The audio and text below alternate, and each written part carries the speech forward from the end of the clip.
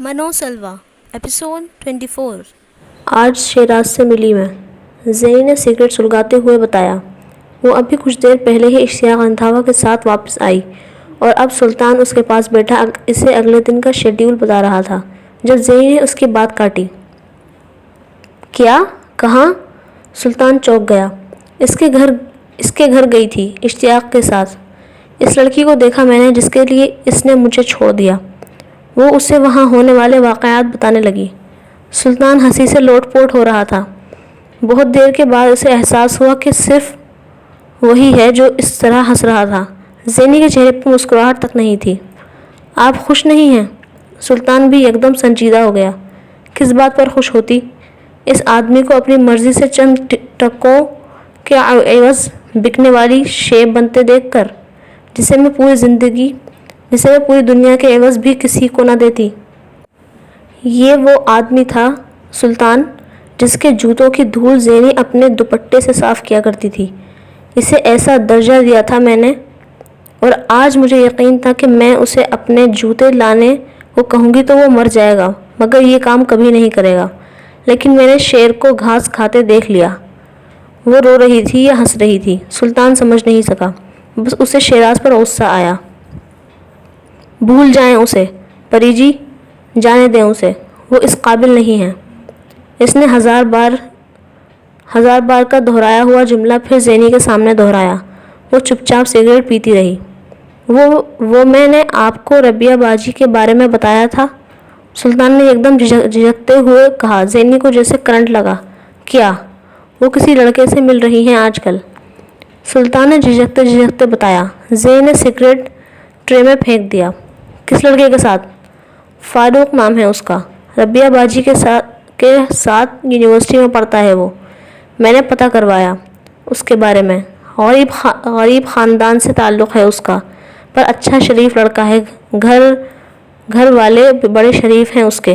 مجھے لگتا ہے کچھ دنوں تک رشتہ آئے گا ان کے گھر سے ربیہ باجی کے لیے، سلطان مزے سے بتا رہا تھا۔ زینی کو اس کی معلومات پر حیرت نہیں ہوئی تھی۔ سلطان کے ذریعے معلومات کیا تھی وہ نہیں جانتی تھی، لیکن سلطان سے ملنے والی اطلاعات پر کبھی اسے شبہ نہیں ہوا تھا۔ زینی کو اپنے کندھوں پر ٹکا کوئی بوجھ یکدم ہلکا ہوتا ہوا محسوس ہوا۔ عمران والے واقعہ کے بعد بہت دفعہ اسے ربیہ سے عجیب قسم کی ندامت محسوس ہوتی تھی، بعض دفعہ تو اسے اپنا آپ ربیہ کا مجرم لگتا۔ کیا سوچ رہی ہیں پری جی؟ سلطان نے اسے چونکایا۔ کچھ نہیں، زینی نے کہا۔ اس کے بارے میں مزید پتہ کرواؤ، اس نے سلطان کو ہدایت کی۔ آپ سے پہلے ہی کروا رہا ہوں، سلطان نے مسکراتے ہوئے کہا۔ زینی نے ایش ٹرے میں سگریٹ کو دیکھا، وہ جل چکا تھا۔ جمال کا دل چاہ رہا تھا وہ زری کا گلا گھونٹ دے۔ وہ اس کے سامنے بیٹھی رو رہی تھی۔ کچھ دیر پہلے وہ محلے میں کسی سہیلی کے گھر جانے کا کہہ کر اس پارک میں آئی تھی جہاں جمال اس کا انتظار کر رہا تھا۔ ایک ہفتے بعد زری کی شادی کے بارے میں بھی سن لیا تھا، اور وہ گاڑی بھی دیکھتا آ رہا تھا جس پر بیٹھ کر وہ تقریباً ہر روز شاپنگ کے لیے جاتی اور پھر رات گئے شاپرز کے ساتھ لدی پھندی واپس آتی۔ تو دیکھنا جمال، میں مولوی کے سامنے نکاح سے انکار کر دوں گی، تو دیکھ لینا۔ تو انکار کرے گی؟ دولت مند لوگ ہیں وہ، کروڑ پتی بڈھا ہے وہ، تو کیسے چھوڑ دے گی یہ آفر؟ وہ زہریلے لہجے میں کہہ رہا تھا۔ مجھے جھانسا دے رہی ہے تو، میری زندگی برباد کر دی تو نے۔ زری کے آنسوؤں میں کچھ اور اضافہ ہو گیا۔ میں کیا کروں جمال، میری کوئی سنتا ہی نہیں، ہر ایک کو اپنی پڑی ہوئی ہے۔ ابا کو پیسے دے گی اس کی بہن، ابا کیسے انکار کرے؟ اب مجھے بیچ رہے ہیں وہ۔ زری نے جیسے دہائی دی۔ وہ نہیں بیچ رہے، تو خود بک رہی ہے اپنے لالچ کی وجہ سے۔ گالی مت دے مجھے جمال۔ زری تڑپ کر رہ گئی۔ گالی کیسی گالی؟ تو روز اس عورت کے ساتھ خوش جاتی ہے اس گاڑی میں، اور تو کہتی ہے یہ وہ ہے۔ وہ آج اس کی کسی بات پر یقین نہیں کر رہا تھا۔ تو کیا کروں؟ نہ جانے کا کہہ کر ابا کے ہاتھوں ماری جاؤں؟ زری ایک دم رونا بھول گئی۔ تجھے کہا ہے میں نے، میرے ساتھ بھاگ چل، جمال نے کہا۔ بھاگ کر کہاں جاؤں؟ کہاں لے جائے گا مجھے بھگا کر؟ بتا، کون سا بنگلہ تعمیر کر رکھا ہے تو نے میرے لیے؟ 4 دن بعد اسی محلے میں واپس آئیں گے اور ابا تجھے اور مجھے دونوں کو مار دے گا۔ بنگلے کے تانے مت دے مجھے، پہلے بنگلے میں رہتی ہے کیا تو؟ 4 دن گاڑی میں پھرا لیا ہے تو بنگلہ ہی مانگے گی رہنے کے لیے؟ صاف صاف کیوں نہیں کہہ دیتی کہ دل بھر گیا ہے تیرا مجھ سے؟ امیر آدمی چاہیے تھا گھر بسانے کے لیے، اور وہ امیر اب مل گیا ہے تجھے۔ جو مرضی کہہ لے تو جمال، زری تیری ہے، تیری ہی رہے گی۔ تو شادی والے دن گھر کے باہر مولوی کو بتا دوں گی مجھے تیرے ساتھ شادی کرنی ہے، پھر ابا کو کرنی پڑے گی تیری ساتھ میری شادی۔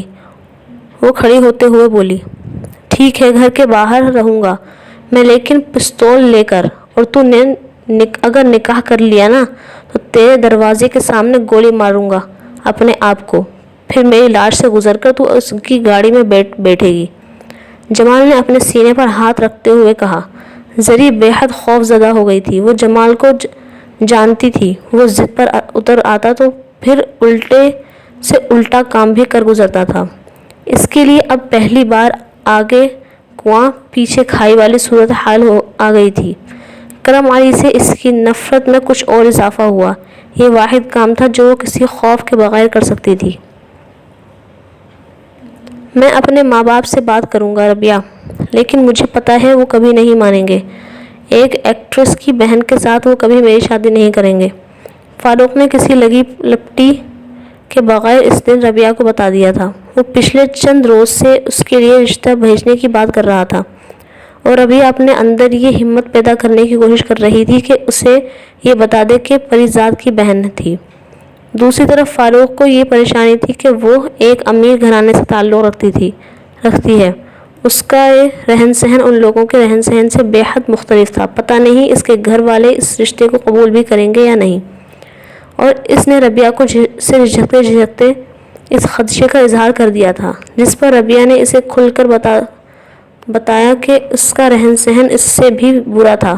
وہ آج بھی جس گھر میں رہتی تھی وہ اس کی بہن کی ملکیت تھی۔ ان کی ٹھاٹ باٹ پریزاد کی وجہ سے تھے، اس لیے اسے فاروق کے خاندان کا حصہ بننے میں کوئی وقت نہیں ہوگی، نہ اس کی ماں اس بات پر کوئی اعتراض کرے گی۔ لیکن یہ سب کچھ سننے کے بعد فاروق ایک دم مزید پریشان ہو گیا تھا، اور اب وہ ربیہ کو اپنی مجبوری بتا رہا تھا کہ اس کے گھر بھیجنے سے پہلے اپنے ماں باپ کو یہ سب کچھ بتانا پڑے گا، اور اس کے ماں باپ رشتے پر تیار نہیں ہوں گے۔ ربیہ پر جیسے کسی نے ایک دم منو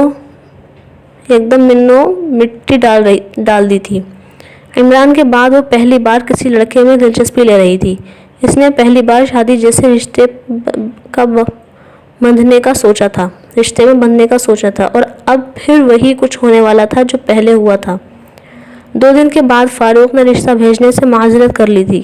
اس نے ربیہ کو اپنی مجبوریوں کی لمبی فہرست سناتے ہوئے کہا تھا کہ وہ کبھی اسے اپنے دل سے نہیں نکال سکتا، لیکن اپنے گھر میں لانے کے لیے اسے اپنے والدین کی رضامندی چاہیے، کیونکہ وہ فاروق کا نہیں، اس کے والدین کا گھر تھا، اور ایک ایکٹریس کی بہن سے شادی کی صورت میں خود اس کی بہنوں کی شادیاں نہیں ہو سکیں گی، اس لیے وہ یہ قربانی دے رہا تھا۔ ربیہ اس دن گھر آ کر بری طرح روئی۔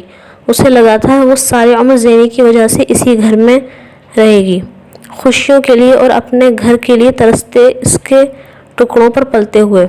اگلے 2 دن اس نے کچھ نہیں کھایا اور اپنے کمرے سے باہر نہیں نکلی۔ نفیسہ بے حد پریشان ہو گئی تھی۔ وہ فاروق والے معاملے سے واقف تھی، اور انہیں فاروق کے انکار سے اتنی تشویش نہیں تھی جتنا ربیہ کی اس طرح کھانا چھوڑ دینے سے۔ انہوں نے زینی کو بھی فاروق کے انکار کے بارے میں بتا دیا۔ زینی کو بہت رنج ہوا تھا۔ وہ جانتی تھی ربیہ اس وقت اس کے بارے میں کس طرح سوچ رہی ہوگی۔ اس کے باوجود وہ اس کے کمرے میں گئی۔ امی نے بتایا ہے تم نے 2 دن سے کھانا نہیں کھایا۔ وہ اس کے پاس آ کر بیڈ پر بیٹھ گئی۔ ربیہ جسم پر چادر تانے بیڈ پر چت لیٹی چھت کو گھور رہی تھی۔ اس کی آنکھیں سرخ اور سوجی ہوئی تھیں۔ تمہیں اس سے مطلب؟ اس نے کاٹ کھانے والے انداز میں زینی سے کہا۔ میری سمجھ میں نہیں آتا تم آخر اپنے دل میں میرے لیے کون سی کدورت پال رہی ہو؟ ہاں، کدورتیں پالنے کا حق تو صرف تم کو ہے۔ تمہاری وجہ سے تو لوگوں کی زندگیاں برباد ہوتی رہی ہیں اور کوئی تم سے کچھ نہ کہے، اس نے زہریلے انداز میں کہا اور اٹھ کر بیٹھ گئی۔ تم اگر فاروق کی وجہ سے، ربیہ نے زینی کی بات کاٹی، تم فاروق کو کیسے جانتی ہو؟ بے مقصد سوال ہے یہ، زینی نے کہا۔ اگر اس کے بارے میں جانتی ہو تو یہ بھی جانتی ہوگی کہ اس نے تمہاری وجہ سے مجھ سے شادی کے لیے انکار کر دیا ہے۔ کیوں کر دیا ہے؟ اگر اس کو تم سے محبت ہے، سچی محبت، تو اسے تم سے ہر قسم کے حالات میں شادی کر لینی چاہیے۔ وہ بہن کے ایکٹرز ہونے کی وجہ سے تمہیں چھوڑ کر بھاگنا چاہتا ہے، یہ محبت ہے اس کی؟ تم اس کی محبت کے بارے میں کچھ مت کہو۔ اس کی محبت سچی ہے یا جھوٹی، صرف میں جانتی ہوں، ربیہ نے تلخی سے اس سے کہا۔ تم مردوں کے بارے میں بہت کم جانتی ہو، اور تم ضرورت سے زیادہ۔ ربیہ نے اسے طعنہ دیا تھا۔ وہ اسے نظر انداز کر گئی۔ میں فاروق سے رابطہ کروں گی۔ ربیہ نے ایک بار پھر بے حد غصے کے عالم میں اس کی بات کاٹی۔ کوئی ضرورت نہیں ہے، تم اگر اس سے رابطہ کرو گی تو اس کے دل میں میرے لیے اگر کوئی عزت ہے تو وہ بھی ختم ہو جائے گی۔ زینی کو دھچکا لگا۔ اتنی بری ہوں میں؟ اس نے رنجیدہ ہو کر کہا۔ تم بری ہو گئی ہو، ربیہ نے بے ساختہ نظریں چرائیں۔ ٹھیک کہتی ہو تم۔ زینی کی آنکھوں میں نمی آئی تھی۔ چھوڑ دو یہ سب کچھ، ربیہ نے یکدم اس سے کہا۔ پتہ نہیں کیوں اسے لگا تھا اس وقت وہ گرم ہے۔ فائدہ؟ اس کے بعد کیا نیک نام ہو جاؤں گی؟ زینی نے سر جھٹک کر کہا۔ مگر دنیا تمہیں یہ سب کچھ نہیں کہے گی جو اب کہہ رہی ہے۔ دنیا جو چاہے کہے، مجھے فرق نہیں پڑتا، لیکن اگر اپنے برا کہنے لگیں تو برداشت نہیں ہوتا، اس نے رنج سے کہا۔ اپنوں کو کبھی آزمانا نہیں چاہیے زینی۔ تو کس کو آزمائیں؟ غیروں کو، زینی نے تلخی سے کہا۔ ایک وقت آئے گا جب تم بہت پچھتاؤ گی یہ سب جو تم کر رہی ہو اس پر۔ ربیہ کو پھر رونا آنے لگا۔ ہو سکتا ہے، لیکن تب زینب تمہارے کندھے پر سر رکھ کر رونے نہیں آئے گی۔ وہ اٹھ کر کمرے سے نکل گئی۔ ربیہ نے بے بسی سے آنکھیں بند کر لی۔ زینی کو کوئی نہیں سمجھا سکتا تھا۔ سر جھکائے زری نے فرش پر نظر آنے والے پیروں کو دیکھنا شروع کیا۔ نکاح خواہ اعجاب سے پہلے کے چند جملے ادا کر رہا تھا، اور زری وہ جملے تیار کر رہی تھی جو اسے کہنا تھے۔ اس کے اندر جیسے لاوا امڑنے لگا کے لیے تیار تھا۔ زری نے باری باری سر جھکائے ان پیروں کو دیکھنا شروع کیا۔ وہ سارے ان لوگوں کے تھے جو اس کے وجود کو سیڑھی بنا کر اوپر جانا چاہتے تھے۔ اس کا باپ، ماں، بہنیں، چند لمحوں کے لیے اسے وہ سارے پیر اس کے جسم کے اوپر سے گزر رہے تھے محسوس ہوئے تھے، ہاتھیوں کے کسی جھنڈ کی طرح اسے رونتے پھسلتے ہوئے۔ چند لمحوں کے لیے اسے اپنا وجود بے حد کچلا اور پامال محسوس ہوا تھا۔ اس نے جیسے گہرا سانس لیتے ہوئے خود کو سنبھالنے کی کوشش کی۔ آخر وہ کیوں ان لوگوں کے لیے سیڑھی بنے؟ انہیں اپنے اوپر سے گزرنے دے اس نے، لیکن وہ کر ہی کیا سکتی تھی؟ اس کے ہاتھ کٹے ہوئے تھے۔ یہ دوسری سوچ تھی۔ پھر اسے جمال کا خیال آیا کہ خوف کی ایک لہر اس کے جسم میں سے گزر گئی۔ تم نے اگر ہاں کی تو میں خود کو گولی مار لوں گا۔ تمہارے گھر سے تمہاری بارات جائے گی اور اس گھر سے میرا جنازہ۔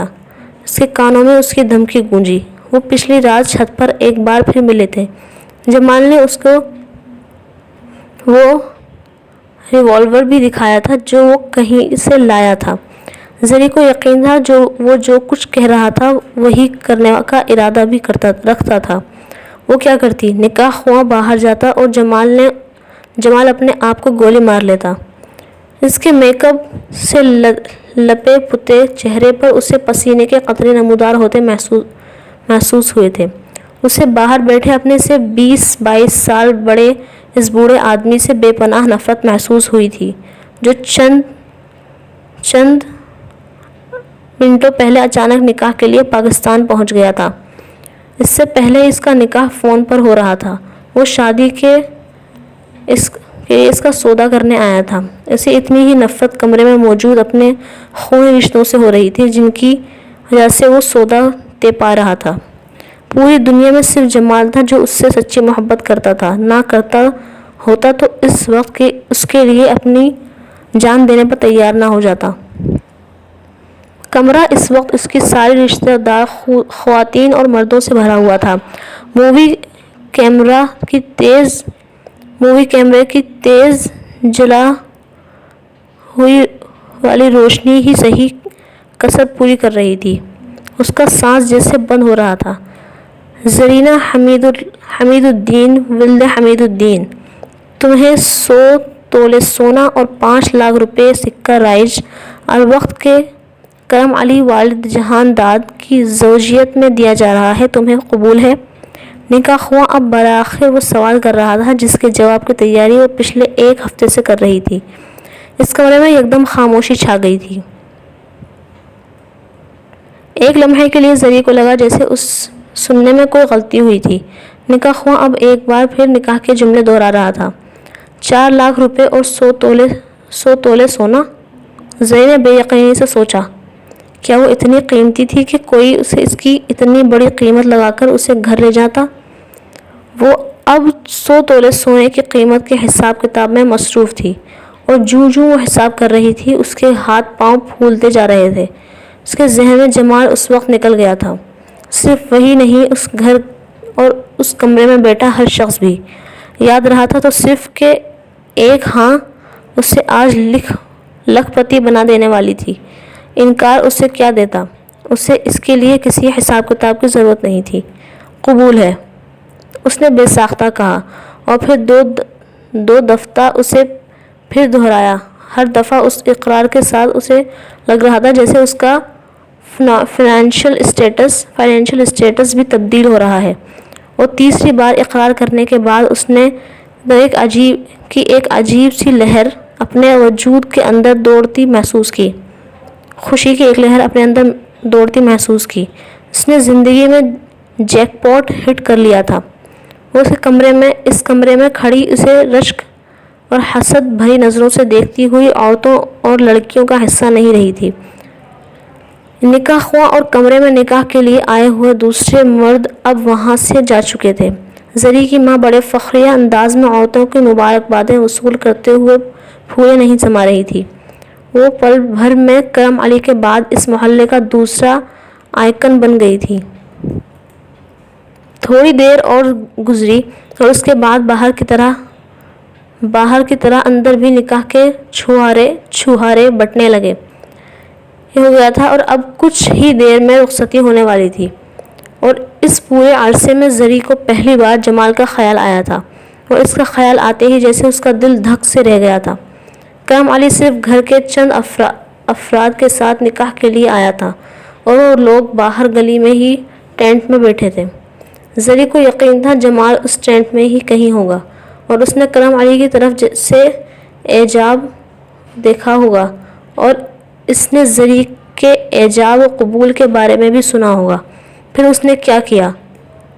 یا پھر وہ کیا انتظار کر رہا تھا صحیح وقت کا کہ زری کو زندگی میں پہلی بار جمال سے خوف آیا تھا۔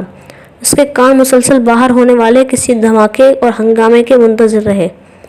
نکاح کے فوراً بعد رخصتی ہو گئی تھی۔ زری کے گھر والوں نے کھانے کا انتظام کیا تھا، مگر کرم علی کے گھر والوں نے کھانے سے منع کر دیا تھا۔ حالانکہ کرم علی کو اب اس طرح کا کھانا اور وہاں کا ماحول معیوب لگ رہا تھا، تو وہاں کھانا کھانے پر اور اس طرح کھانا کھانے میں کوئی اعتراض یا جھجک نہیں تھی۔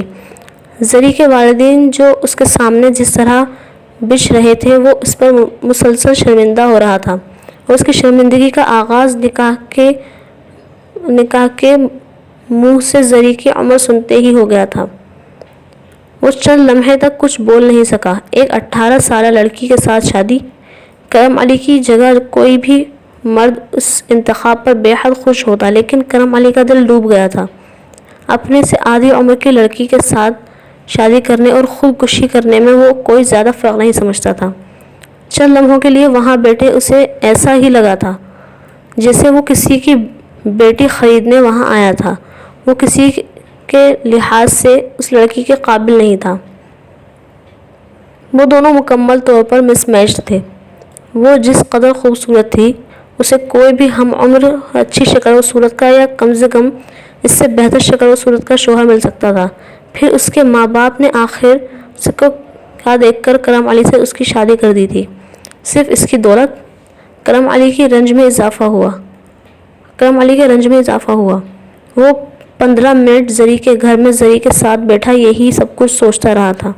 کوشش کے باوجود چہرے پر ایک مصنوعی مسکراہٹ بھی لانے میں ناکام رہا تھا، اور اسے یہ اندازہ نہیں ہو سکا تھا کہ اس کے چہرے پر سنجیدگی اور اس کی خاموشی زری کے گھر میں موجود خاندان اور محلے کا ہر فرد نوٹ کر رہا تھا۔ کرم علی نے زری کو دیکھا تھا، مگر زری نے ایک نظر بھی اٹھا کر کرم علی کو نہیں دیکھا تھا۔ اس نے ایک سوڈڈ بورڈڈ شخص کے پیروں کو دیکھا تھا جو آ کر اس کے پاس بیٹھ گیا تھا، اور جس کے اندر آتے ہی ہلچل مچ گئی تھی۔ ہر ایک کرم علی سے بات کرنے کی کوشش کر رہا تھا، اور زری نے کرم علی کی خاموشی نوٹ کی تھی۔ ان کے محلے میں کسی بھی شادی میں کوئی بھی دلہا اس طرح گونگا ہو کر نہیں بیٹھا تھا، حتیٰ کہ اس کے اپنے بہنوئی بھی نہیں بیٹھے تھے، مگر اس کے ساتھ شوہر اس کے طور پر بیٹھا ہوا شخص ہوں ہاں اور چند چھوٹے جملوں کے علاوہ کسی اور سے کوئی بات نہیں کر رہا تھا۔ زری کو کرم علی سے عجیب طرح کی چڑ محسوس ہوئی۔ اس کے کان میں اس کی کسی سہیلی نے، کسی رشتے سے کسی محلے والی نے کرم علی کے اندر آنے پر دلہا کے بارے میں کوئی تعریفی جملہ نہیں کہا تھا، یہ جاننے کے باوجود کہ وہ اس سے دگنی عمر کا اور معمولی شکل و صورت کا تھا۔ زری کی سماعتیں منتظر رہی کہ شاید کوئی کرم علی کے بارے میں ایک اچھا جملہ کہہ دیتا، اور اگر اس وقت اس کے ساتھ جمال بیٹھا ہوتا تو زری نے تصور کرنا شروع کر دیا تو اس وقت محلے کی ہر لڑکی رشک اور حسد سے مر رہی ہوتی۔ وہ دونوں بلا شبہ چاند اور سورج کی جوڑی تھے، اگر دونوں اپنے منہ بند کر کے بیٹھے رہتے تو۔ اور یہی وہ لمحہ تھا جب زری نے کرم علی کو جمال کے ساتھ ریپلیس کر دیا تھا۔ اس کے ساتھ بیٹھا ہوا شخص اب کرم علی نہیں تھا، جمال تھا۔ 15 منٹ بعد گھر سے گاڑی تک کا سفر کرتے اس نے بہت بار کسی فائر کی آواز کا انتظار کیا۔ کرم علی اب آ گیا تھا۔ زری کو یہ اندیشہ بھی ہو رہا تھا کہ جمال خودکشی کرنے کے بجائے کرم علی کو بھی مار سکتا تھا۔ ویسے تو اسے کرم علی کی زندگی میں کوئی دلچسپی نہیں تھی، لیکن یہاں یہ مسئلہ تھا کہ اس کے 5 لاکھ اور 100 تولے سونے پر بھی کرم علی کی موت کے ساتھ ہی ڈوب جاتا۔ اس لیے وقتی طور پر گاڑی کی طرف جاتے ہوئے زری نے جمال سے زیادہ کرم علی کی زندگی کے لیے دعا کی۔ گاڑی میں خیر و عافیت سے بیٹھ جانے کے بعد اسے حیرت ہونے لگی تھی، جمال آخر کہاں غائب ہو گیا تھا، اور اس کی یہ حیرت بہت دیر تک قائم نہیں رہی۔ گاڑی کے گلی سے نکل کر سڑک پر آتے ہی اس نے گاڑی کی کھڑکی سے جمال کو دیکھ لیا تھا۔ وہ گلی کے نکڑ پر کھڑا بے حد و حشد زدہ نظر آ رہا تھا۔ زری کا دل کسی پرندے کی طرح پھڑپھڑایا۔ وہ رخصتی کے وقت نہیں روئی تھی، لیکن اب ایک دم اس کی آنکھوں سے آنسو بہنے لگے تھے۔ گاڑی آگے بڑھ چکی تھی، جمال پیچھے رہ گیا تھا۔ برابر بیٹھے کرم علی نے اس کی سسکی سنی، پھر چونک کر اسے دیکھا۔ وہ سر جھکائے ہوئے دوپٹے کی اوٹ میں تھی، اور وہ اس کا چہرہ نہیں دیکھ سکا، مگر اسے یقین تھا کہ وہ رو رہی تھی۔ اس نے ٹیشو باکس اٹھا کر زری کے سامنے کر دیا۔ پلیز۔ زری نے اسے پہلی بار خود سے مخاطب ہوتے سنا۔ دوسری طرف بیٹھی کرم علی کی ماں بھی یکدم زری کی طرف متوجہ ہوئی تھی، اور اس نے زری کو اپنے ساتھ لگا کر تسلیاں دینا شروع کیا تھا۔ زری نے ایک ٹیشو نکال لیا تھا، لیکن اس نے اسے استعمال نہیں کیا۔ وہ پرفیومڈ ٹیشو اس قدر نرم اور ملائم تھا کہ زری کو اس سے آنسو پونچھ کر ضائع کرنا اچھا نہیں لگا۔ زری نے ایک لمحے کے لیے پھر تصور کیا کہ وہ کرم علی نہیں، جمال تھا جو اس کے آنسوؤں سے پریشان ہو گیا تھا، اور اس تصور نے اس کے آنسوؤں کو روک دیا تھا۔ کرم علی کی ماں نے فاتحانہ نظروں سے کرم علی کو دیکھتے ہوئے زری کو تھپکی دی۔ وہ یہ سمجھی کہ زری اس کی تسلیاں سن کر چپ ہوئی ہے۔ کرم علی ایک بار پھر گاڑی سے باہر دیکھنے لگا۔ اس کی ماں نے بڑے غور سے اپنے بیٹے کے چہرے کو دیکھا اور دل ہی دل میں عارفہ پر 10 لعنتیں بھیجی۔ اس کے خیال میں وہ یقیناً اس وقت اسی چڑیل کے بارے میں سوچ رہا ہوگا۔ کرم علی کا اترا ہوا چہرہ بتا رہا تھا۔ وہ کچھ مایوس بھی ہوئی تھی۔ وہ زری کو دیکھ کر اس طرح خوش نہیں ہوا تھا جس کی توقع وہ کر رہی تھی۔ اتنی خوبصورت اور کم عمر بیوی دوسرے بیٹوں کے لیے لاتی تو وہ خوشی سے پاگل ہو رہے ہوتے، اور ایک یہ کہ اب بھی عارفہ کو لے کر بیٹھا ہوا ہے۔ کرم علی کی ماں نے دل ہی دل میں اس سے گلہ ہونے لگا۔ زری کو کرم علی کے پاکستان والے گھر پہنچتے ہی جیسے غش آ گیا تھا۔ ایک بار پھر جمال اس کے ذہن سے غائب ہو گیا۔ اس سے یہ تو اندازہ تھا کہ وہ کسی بنگلے میں رہتے تھے، مگر وہ بنگلہ ایسا بھی ہو سکتا ہے کہ یہ اس کے ذہن و گمان میں بھی نہیں تھا۔ ویسا ہی گھر جیسا وہ انڈین فلموں یا ٹی وی کے ڈراموں میں دیکھتی تھی۔ زری کو پہلی بار اپنی قسمت پر رشک آیا تھا۔ کرم علی کے گھر میں اس وقت اس کے گھر کے برعکس بالکل سناٹا تھا۔ اس کے چند بہن بھائی اس کی شادی میں شرکت کے لیے اس کے ساتھ کینیڈا سے پاکستان آئے تھے۔ وہ ڈرائنگ روم میں خوش گپیوں میں مصروف تھے۔ زری کو انہوں نے چند ابتدائی رسومات کے بعد اس کے کمرے میں پہنچا دیا تھا، کیونکہ فی الحال وہ زری کو اس قابل نہیں سمجھتے تھے کہ اسے وہاں اپنے ساتھ بٹھا کے اس کے سامنے اس طرح گفتگو کر سکتے جیسے اس کی عدم موجودگی میں کر سکتے تھے۔ اور شاید دوسری اہم وجہ یہ تھی کہ فی الحال سب سے پہلی زری اور اس کے خاندان کی طرف سے منعقد شادی کی اس تقریب کو ہی ڈسکس کرنا تھا، جس میں سب نے بڑی بیزاری کے ساتھ شرکت کی تھی۔ اس لیے وہاں سے زری کو بھیجنا ضروری تھا۔ زری کو پہلا غش آ کر اگر اس گھر میں داخل ہوتے ہوئے آیا تھا تو دوسرا اس کمرے میں داخل ہوتے ہوئے آیا تھا جو اس کا تھا۔ اس کی نند اسے صوفے پر بٹھانے کے بعد اسے بتا گئی تھی کہ وہ کچھ دیر میں اس کے لیے کھانا بھجواتی ہے، وہ آرام کرنا چاہے تو کر لے۔ مگر زری آرام کیسے کر سکتی تھی؟ نند کے دروازے بند کر کے باہر جاتے ہی اس نے خوشی سے مغلوب ہوتے ہوئے کمرے میں چلنا پھرنا اور وہاں پڑی چیزوں کو چھو کر دیکھنا شروع کر دیا۔ وہ جیسے یہ یقین چاہتی تھی کہ وہ کوئی خواب تو نہیں دیکھ رہی۔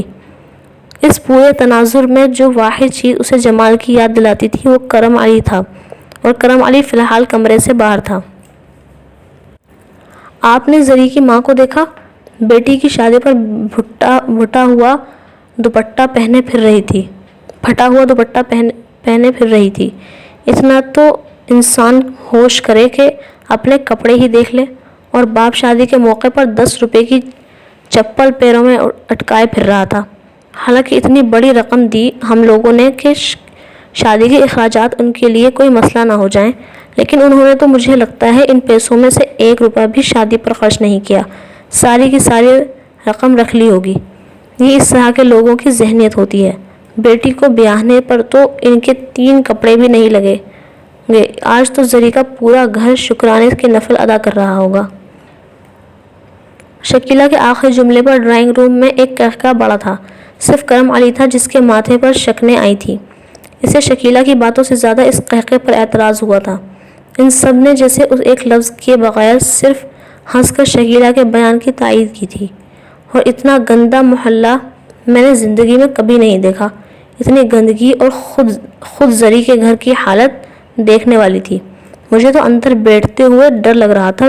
چھت پر بچے کھیل رہے تھے اور ان کے پیروں کی دھمک سن کر مجھے لگ رہا تھا کہ کسی بھی وقت چھت گر جائے گی۔ یہ کرم علی کی ماں تھی۔ کرم علی نے بے یقینی سے ماں کو دیکھا۔ وہ ان کی مرضی سے وہاں بیاہنے گیا تھا اور کچھ دن پہلے تک اسی گھر کے ساتھ رشتہ جوڑنے کے لیے وہ اسے اللہ کے واسطے دے رہی تھی۔ میں سمجھتی تھی کہ چلو کسی ہوٹل یا میرج ہال میں نکاح کی تقریب کر لیں گے یہ لوگ، اس لیے اتنا پیسے بھجوائے میں نے۔ پر یہ اتنے کمینے لوگ ہیں کہ کہاں انہوں نے گلی میں دروازے کے سامنے ٹینٹ لگا کر بٹھا دیا ہمیں۔ میں تو شرم سے پانی ہو رہی تھی۔ ارے ہمیں کہاں عادت ہے اس طرح گلی میں بیٹھ کر مجمع لگانے کی۔ تم نے کہا نہیں تھا ان لوگوں سے کہ کسی ہوٹل یا میرج ہال میں انتظام کریں؟ کرم علی کی ماں نے شکیلہ سے قدرے خفگی سے کہا۔ اب ایسی باتیں بھی کیا میں کہتی ان سے؟ شکیلہ نے جواباً کہا۔ انہیں خود پتہ ہونا چاہیے تھا کہ پہلی بیٹی تو نہیں بیاہ رہے تھے، اپنی حیثیت کا نہیں صحیح ہماری حیثیت کا تو خیال رکھنا چاہیے تھا انہیں، اور پھر آخر پیسے خیرات کے طور پر تو نہیں دیے تھے، انتظامات کے لیے دیے تھے۔ اب اگر انہیں شادی کے انتظامات کا مطلب گلی میں ایک ٹینٹ، 4 کرسیاں، میٹھے اور نمکین چاولوں کے ساتھ بڑے گوشت کے شوربے پر مشتمل سالن لگتا ہے تو امی اس میں کیا کر سکتی ہوں؟ شکیلہ نے بیزاری سے کہا۔ میں نے اسی لیے منع کیا تھا کہ اس طرح بری اور زیورات پر پیسہ لوٹانے کی ضرورت نہیں ہے، ہم اس کے بغیر بھی ان لوگوں سے بہت اونچے ہیں۔ لیکن آپ نے میری ایک بات نہیں سنی اور اس پر بھائی جان نے حد کر دی۔ 5 لاکھ روپے سونا بھی لکھ دیا اسے حق مہر میں۔ اس پورے محلے کے تمام بیاہی ہوئی لڑکیوں کا حق مہر اکٹھا بھی کر لیں تب بھی وہ اس سے آدھا ہی ہوگا، اور ایک آپ بھی۔ شکیلہ نے اب کرم علی کو مخاطب کر کے بات شروع کر دی۔ اب شادی ہو گئی تھی، اب وہی کام کرنا تھا جو وہ سب بیٹھ کر رہے تھے۔ شادی والے دن کرم علی کی ضروری برین واشنگ، اس کے ذہن میں کوٹ کر بھرنے کی کوشش کرنا کہ اس کے سسرال والے کتنے گھٹیا اور کمینے لوگ ہیں۔ میرا خیال ہے شکیلہ کہ زری اور اس کے گھر والوں کے بارے میں تم لوگوں کو پہلے ہی سب پتہ ہے، آنکھیں بند کر کے تم لوگوں نے رشتہ نہیں کیا، وہ کتنے غریب ہیں یا جیسے بھی ہیں، یہ سب تو آپ لوگوں کو پہلے سے سوچنا چاہیے تھا۔ کرم علی نے بے حد ٹھہرے ہوئے لہجے میں کہا، اسے اپنے بہن بھائیوں اور ماں کے لہجے میں آنے والی حقارت بری طرح کھلی تھی۔ ویسے بھی ہم خود اسی محلے میں رہے ہیں، اب یہ گندا ہے، یہ بدبودار ہے، جیسا بھی ہے، ہمارا بچپن یہیں گزرا ہے، اور ایک زمانے میں ہمارا گھر زری کے گھر سے زیادہ خستہ حال اور چھوٹا تھا۔ اسی طرح چھتیں ٹپکتی تھیں اور اس طرح چھت پر کسی کے چلنے سے چھت گرنے کا اندیشہ ہونے لگتا تھا۔ وہ اب ماں کو دیکھ کر کہہ رہا تھا، اور یہاں کوئی غیروں کا مجمع نہیں تھا، سب لوگ ہمارے صرف نام نہیں بگڑے ہوئے نام تک جانتے ہیں، ٹھیک ہے؟ اب ہم یہاں نہیں رہتے، اللہ تعالیٰ نے ہمیں بہت رزق دیا ہے، لیکن اسی گندگی میں پائی ہے ہم سب نے۔ چند لمحوں کے لیے کرم علی کی بات پر سب کو جیسے سانپ سونگھ گیا تھا۔ پھر آصف نے مذاق اڑانے والے انداز میں کہا، دیکھا بھائی، تو پہلے دن ہی سسرال کی حمایت کرنے لگے ہیں، اب تو انہیں ہماری باتیں بری ہی لگنی ہے نا؟ یہ حمایت یا طرفداری کی بات نہیں ہے، سچائی ہے۔ کرم علی نے اسے ٹوکا۔ اب 100 سال پہلے اگر ہم اس محلے میں رہتے تھے تو اس کا یہ مطلب تو نہیں ہے کہ آپ ہمیں اسی طرح تنزیہ کے تانے دینے لگے۔ شکیلہ نے چڑھ کر اور برا مان کر کہا۔ کرم علی کا دل چاہا وہ اسے بتائے کہ اسے یہاں سے گئے جتنے سال ہوئے ہیں وہ اس کے پوروں سے بھی کم ہیں، لیکن اس کے ہاتھوں کی لکیروں سے زیادہ گہرا نقش چھوڑے ہوئے ہیں۔ میں کسی کو تانا نہیں دے رہا، کرم علی نے نرمی سے کہا، پھر ماں سے مخاطب ہو کر بولا، مجھے آپ سے اکیلے میں بات کرنی ہے۔ اس کی ماں چونک گئی، وہ سب کے بیچ بیٹھے بٹھائے اکیلے بات کرنے پر کیوں اتر آیا تھا؟ خیریت تو ہے؟ خیریت ہی ہے، کرم علی نے اٹھتے ہوئے کہا اور ماں کو ساتھ لے کر اس کے کمرے میں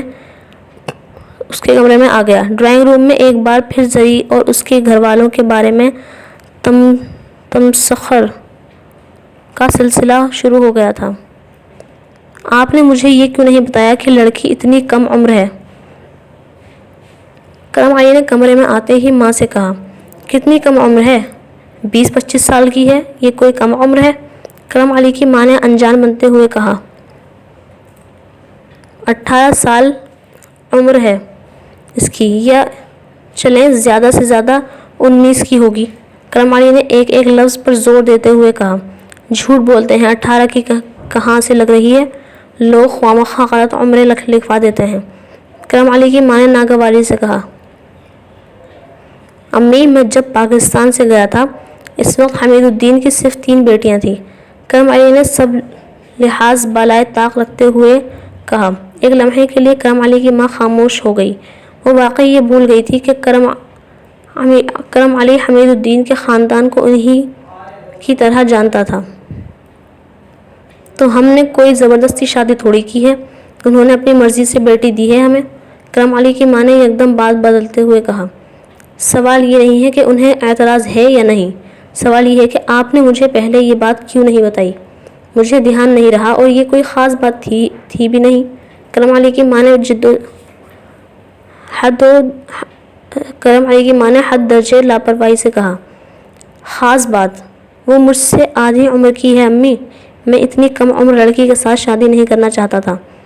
تم تو شادی ہی نہیں کرنا چاہتے تھے، اور خیر اب تو شادی ہو گئی، اب چھوٹی یا بڑی عمر سے کیا فرق پڑتا ہے؟ کرم علی کی ماں نے اس بار پھر اسی اطمینان سے کہا۔ کرم علی کچھ دیر الجھی ہوئی نظروں سے انہیں دیکھتا رہا، پھر اس نے بالآخر وہ بات کہی جو اس کی اصل وجہ تھی۔ آپ نے ان لوگوں کو یہ بتایا ہے کہ مجھے برس ہے؟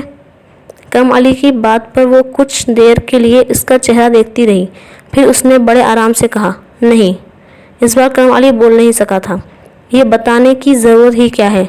تمہارے کون سے چہرے پر برس ہے؟ جسم پر ہے، اور جسم پہ نشان چھپ جاتا ہے، اور پھر یہ کوئی چھوت کی بیماری تو ہے نہیں جو تمہاری بیوی کو لگ سکتی ہے کہ وہ سسرال والوں کو پہلے سے اس کی اطلاع دینا ضروری ہے، اور اگر کل کو چہرے پر بھی ہو گیا تو؟ کرم علی نے بے حد تیز آواز میں کہا۔ پر تم نے تو علاج کروا لیا تھا۔ کرم علی کی ماں ایک لمحے کے لیے تشویش ہوئی۔ کروایا ہے میں نے، لیکن اگر میری قسمت خراب ہوئی تو پھر بڑھنا شروع ہو جائے گا۔ کرم علی نے جھنجھلا کر کہا۔ اللہ نہ کرے، اس کی ماں نے بے ساختہ کہا۔ تمہارے چہرے پر بھی برس ہوتا نا تو تمہارے لیے لڑکی والوں کو کوئی اعتراض نہیں ہوتا۔ وہ ہنس کر اپنی بیٹی دیتے تمہیں۔ انہوں نے تمہاری شکل و صورت نہیں جیب دیکھنی ہے، بیٹی کا آرام و آسائش دیکھنا ہے۔ کرم علی کی ماں نے جیسے نیزے کی آنی لے کر کرم علی کے دل میں گاڑ دی تھی۔ یعنی یہ جانتی تھی کہ پیسے کے لالچ کے لیے کرم علی کے ساتھ اپنی بیٹی کا رشتہ طے کر رہے تھے، اور اس کی ماں نے یہ رشتہ کروایا تھا۔ میں ایسی بیوی نہیں چاہتا امی، جس کے ماں باپ میری شرافت نہیں صرف میری دولت دیکھ کر اپنی بیٹی بھی آہیں۔ اس نے بے حد رنج سے کہا۔ یہ وہ زمانے نہیں ہیں جب کوئی مرد کی شرافت دیکھ کر اس کے ساتھ رشتہ طے کر دے، اب صرف مرد کا پیسہ ہی دیکھا جاتا ہے۔ اور تو اگر یہ سمجھتا ہے نا کہ عارفہ کی ماں نے تمہاری شرافت دیکھ کر تمہارے ساتھ اس کا رشتہ کر دیا تھا تو یہ بھی بھول ہے تمہاری، اور انہوں نے بھی رشتہ کیا تھا تمہارے ساتھ جب تم نے 4 پیسے کمانے شروع کر دیے تھے۔ اس وقت عارفہ کا طعنہ اسے ایک اور برچھی کی طرح لگا۔ وہ وہاں زری کے ماں باپ اور عارفہ کے ماں باپ کا موازنہ کرنے نہیں آیا تھا، لیکن ماں سے بات کرنا جیسے بھینس کے آگے بین بجانے کے مترادف تھا۔ اور دیکھو، زری کو آج صاف صاف بتا دینا کہ اسے تمہاری ماں اور بہن بھائیوں کی طرح تمہاری عزت کرنی ہے، بلکہ اسے صاف لفظوں میں بتا دینا کہ اگر اس کی وجہ سے تمہارے گھر والوں کو کوئی تکلیف ہوئی تو وہ تمہارے گھر میں اس کا آخری دن ہوگا۔ کرم علی نے بے حد حیرانی سے ماں کی شکل دیکھی۔ اس کی سمجھ میں نہیں آیا کہ ماں کی اس بات کا کیا جواب دے۔ اس کے چہرے پر یقیناً کوئی ایسے تاثرات نمودار ہوئے تھے جنہوں نے اس کی ماں کو ایک دم سنبھلنے پر مجبور کیا۔ میں اس لیے کہہ رہی ہوں بیٹا کہ کل کو تمہارے لیے کوئی مسئلہ پیدا نہ ہو۔ اب اسے تو پتہ ہے نا کہ تم ہمارے بغیر نہیں رہ سکتے۔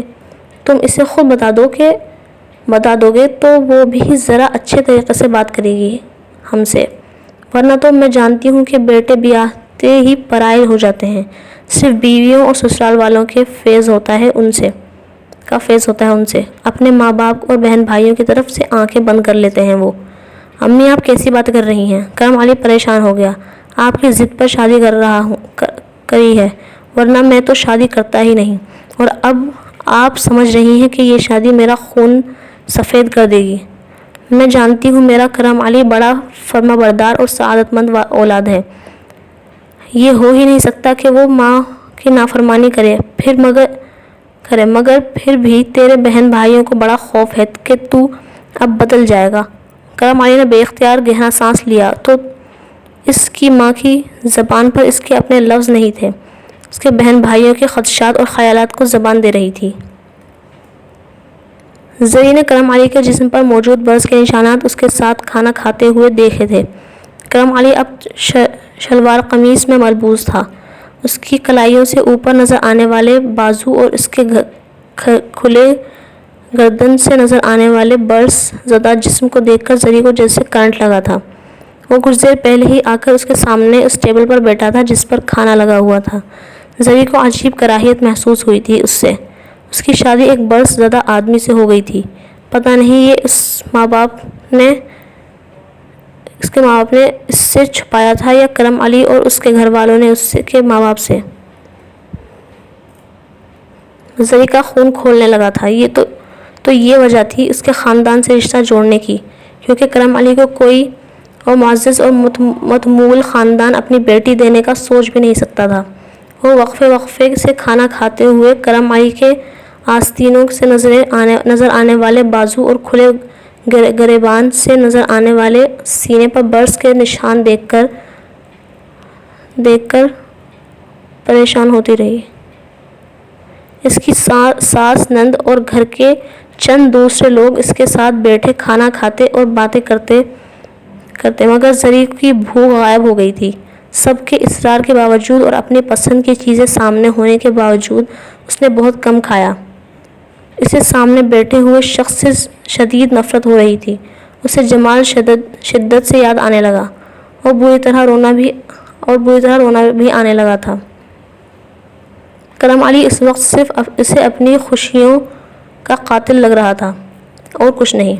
کھانے کے دوران اس نے کرم علی کی شادی کے سلسلے میں اس کے گھر کے افراد کے کچھ مطالبات سنے جو کرم علی نے بخوشی مانے تھے۔ وہ چند لمحوں کے لیے ہکا بکا رہ گئی تھی۔ آخر اس شخص کے پاس کتنا پیسہ تھا کہ وہ لاکھوں روپے کے یوں اپنے بہن بھائیوں اور ان کے بچوں کو دے سکتا تھا، اور اتنی آسانی سے۔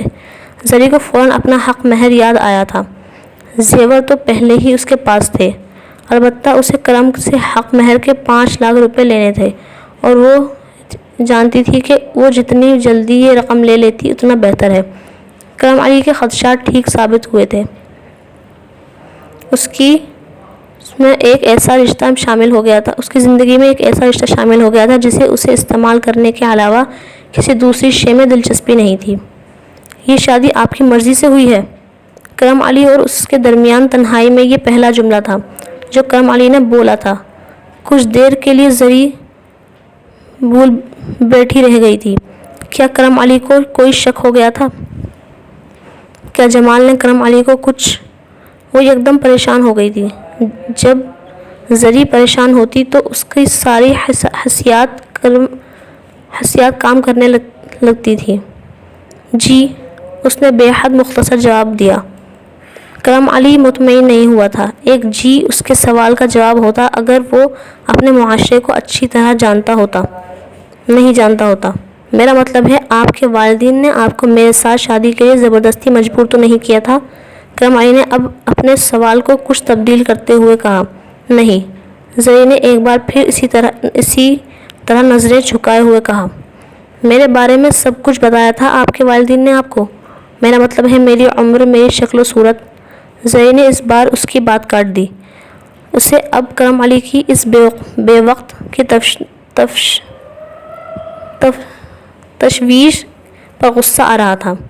صرف آپ کے برس کے بارے میں نہیں بتایا تھا انہوں نے مجھے۔ کرم علی چند لمحوں کے لیے خاموش ہو گیا۔ وہ واقعی نادم تھا۔ آئی ایم سوری، میں نہیں جانتا تھا کہ میری امی اور بہن اس بات کو آپ کے گھر والوں سے چھپائیں گے۔ مجھے آج ہی پتہ چلا اور میں بہت شرمندہ ہوں۔ زری کا دل چاہا کہ وہ کہے کہ اس کے شرمندہ ہونے کا اسے کیا فائدہ تھا۔ بہت ساری چیزیں اور بھی ہیں جن کے بارے میں مجھے بھی یہیں آ کر پتہ چلا، اور میں اس سے کافی اپسیٹ ہوں۔ میں شادی کو ایک بہت ہی مقدس بندھن سمجھتا ہوں اور میں اس میں کسی زبردستی کا قائل نہیں ہوں۔ اگر اس رشتے میں آپ کی مرضی شامل نہیں ہے اور آپ اس شادی سے ناخوش نہیں ہیں تو آپ بے جھجک مجھے بتا دیں۔ میں بہت اچھے طریقے سے اس سارے مسئلے کا کوئی حل نکال لوں گا اور آپ پر کوئی آنچ نہیں آئے گی، آپ کو کوئی نقصان نہیں پہنچے گا۔ کرم علی کا اندازہ نہیں تھا کہ وہ اس تسلی کے جواب میں اس کے منہ سے کیا سننے والا تھا۔ اسے اندازہ ہوتا تو وہ یقیناً زری سے اس وقت یہ گفتگو نہ کر رہا ہوتا۔ آپ تو خود اس رشتے پر خوش نہیں ہیں؟ زری نے اس بار جھنجھلا کر اس سے کہا۔ کرم علی کی ہمدردی کا اس پر الٹا اثر ہوا تھا۔ چند لمحوں کے لیے وہ بول نہیں سکا۔ وہ زری سے جواباً اس سوال کی توقع نہیں کر رہا تھا۔ آپ سے کس نے کہا کہ میں اس رشتے سے خوش نہیں ہوں؟ یہ ضرور ہے کہ میں اس طرح اچانک شادی کے طے پانے پر کچھ اپسیٹ تھا، لیکن میری مرضی سے ہوئی ہے میری شادی، اور میری منگنی کو ختم ہوئے عرصہ ہو گیا۔ اس منگنی کی وجہ سے اگر آپ یہ سمجھ رہی ہیں کہ میں آپ سے شادی پر معترض تھا تو آپ غلط سمجھ رہی ہیں۔ کرم علی کو خیال تھا کہ اس نے یا اس کے گھر والوں نے محلے میں ہی کہیں عارفہ کے ساتھ منگنی کے بارے میں سنا ہوگا، کیونکہ عارفہ کے گھر والے بھی ابھی بھی اسی محلے میں مقیم تھے، اور زری نے یہ نتیجہ اخذ کر لیا ہوگا کہ اتنی طویل مدت سے اس کی شادی نہ کرنے کی وجہ اس کی یہ منگنی ہی ہو سکتی تھی، لیکن اسے اندازہ ہی نہیں تھا کہ زری اس کے سر پر اب کون سا بم پھوڑنے والی تھی۔ میں اس منگنی کی بات نہیں کر رہی ہوں، زری نے کہا۔ پھر کرم علی الجھا۔ میں پریزاد کی بات کر رہی ہوں جس کے ساتھ آپ کا چکر تھا۔ زری نے بے حد اطمینان کے ساتھ ہر لحاظ کو بالائے طاق رکھتے ہوئے بے حد عامیانہ انداز میں کہا۔ شکیلہ کو شاید اندازہ بھی نہیں ہوگا کہ اسے شاپنگ کرواتے ہوئے وہ کرم علی کے بارے میں مذاق سنجیدگی سے جو بات کہہ رہی تھی وہ زری کسی کمپیوٹر کی ہارڈ ڈسک کی طرح اپنے ذہن میں محفوظ کرتی جا رہی تھی، اور اس کا تذکرہ بھی شکیلہ ہی کا کارنامہ تھا۔ شوق جیسا شوق تھا جو کرم علی کو لگا تھا۔ عارفہ کی بات دوسری تھی، لیکن پریزاد کے بارے میں تو جانتا تھا کہ اس کے گھر والے صرف اس کے گھر والے جانتے تھے، باقی کسی شخص کو پریزاد کا علم نہیں تھا۔ تو کیا اس کے گھر والوں نے زری کو اس کے بارے میں بتایا تھا، اور وہ بھی اس وقت جب وہ زری کو اچھی طرح جانتے تک نہیں تھے؟ آپ سے کس نے کہا ہے یہ؟ بہت دیر تک اپنے حواس بحال کرنے کے بعد کرم علی نے اس سے کہا تھا۔ میں نے سنا ہے کسی سے، زری نے بے حد بے نیازی کے ساتھ جواب دیا۔ پریزاد ایک فلم ایکٹریس ہے جو میری ایک فلم میں کام کر رہی ہے، اس کے علاوہ میرا اس کے ساتھ کوئی تعلق نہیں ہے۔ اس بار کرم علی نے بے حد دو ٹوک انداز میں اس سے کہا۔ اس وقت زری کی زبان پر پریزاد کے انداز میں تذکرہ وہ واقعی بری طرح چبھا تھا۔ اب یہ تو آپ کو پتہ ہوگا یا پریزاد کو؟ وہ کم عمر تھی لیکن اتنی ہی بے لحاظ تھی۔ یہ جاننے میں کرم علی کو بہت دیر نہیں لگی تھی، لیکن وہ پہلی ہی رات کو بحث نہیں کرنا چاہتا تھا، کیونکہ اپنے اندر کہیں اس کے دل میں زری کے لیے ایک نرم گوشہ موجود تھا۔ وہ اب بھی سمجھتا تھا کہ زری کے ساتھ زیادتی ہوئی ہے، وہ اس کے لیے مناسب بر نہیں تھا۔ ایک رشتے میں بندھ جانے کے بعد یہ ضروری تھا کہ وہ اس زیادتی کی تلافی کرنے کی حتی المقدور کرتا اور اس رشتے کو نبھاتا۔ زری کے اس تبصرے پر پھر کوئی مزید تبصرہ کرنے کے بجائے کرم علی نے اپنی جیب سے ایک رنگ نکالی اور زری کے ہاتھ اپنے ہاتھوں میں لیتے ہوئے اسے پہنائی۔ زری نے بے حد مایوسی کے ساتھ اس کو دیکھا اور پھر بے ساختہ کرم علی سے کہا، بس یہی دیں گے آپ مجھے؟ کرم علی کے اندر کہیں خنقی بڑھی تھی۔ یہ بہت قیمتی ہے، وہ یہ کہنا نہیں چاہتا تھا لیکن اسے کہنا پڑا۔ لیکن شکیلہ باجی نے تو کہا تھا آپ مجھے ڈائمنڈ کا سیٹ دیں گے۔ منہ دکھائی میں اس کے بارے میں استحقاق نہیں تھا، لالچ تھا، اور کرم علی کو ایسے لہجے پہچاننے میں ملکہ تھا۔ وہ نہیں جانتا تھا کہ شکیلہ نے واقعی زری سے ایسا کوئی جھوٹ بولا تھا یا زری اس سے جھوٹ بول رہی تھی۔ میرا سب کچھ آپ ہی کا ہے، آپ کو ڈائمنڈ سیٹ چاہیے تو ڈائمنڈ سیٹ لے دوں گا۔ کرم علی نے اس بات پر بحث نہیں کی تھی کہ اس نے ایسا کوئی وعدہ کیا تھا یا نہیں۔ کب لے کر دیں گے؟ زری نے بے تابی سے کہا۔ کل دے دوں گا، آپ میرے ساتھ چلیے گا، میں آپ کی مرضی سے آپ کو سیٹ دلا دوں گا۔ وہ زری کو تسلی دے رہا تھا۔ اور وہ میرا حق مہر آپ کب دیں گے؟ کرم علی چند لمحوں کے لیے اس کی شکل دیکھ کر رہ گیا تھا، پھر کچھ کہنے کے بجائے وہ اٹھ کر روب کی طرف گیا۔ اپنا بریف کیس نکال کر اس نے اسے کھولا، اس میں سے اپنی چیک بک نکال کر ایک چیک سائن کیا اور دوبارہ زری کے پاس چلا آیا۔ یہ آپ کا حق مہر ہے، اگر آپ کا اکاؤنٹ ہے تو آپ یہ اس میں جمع کروا دیں، ورنہ کل میں آپ کا اکاؤنٹ کھلوا کر اس میں جمع کروا دیتا ہوں۔ نہیں، یہ میں خود کروا لوں گی۔ زری نے بے حد تیزی سے اس سے چیک لے لیا۔ وہ ایسے دھوکے نہیں کھا سکتی تھی کہ اپنا اکاؤنٹ کھلوانے اور اس میں رقم جمع کروانے کی ذمہ داری کرم علی کو سونپ دیتی۔ وہ زیادہ پڑھی لکھی نہیں تھی، مگر اس 3 عورتیں 3 کہانیاں اور خواتین کے ڈائجسٹوں میں ایسے بہت سارے قصے پڑھے تھے جن میں شوہر بیویاں حق مہر اسی طرح جعل سازی سے غصب کر لیا کرتے تھے۔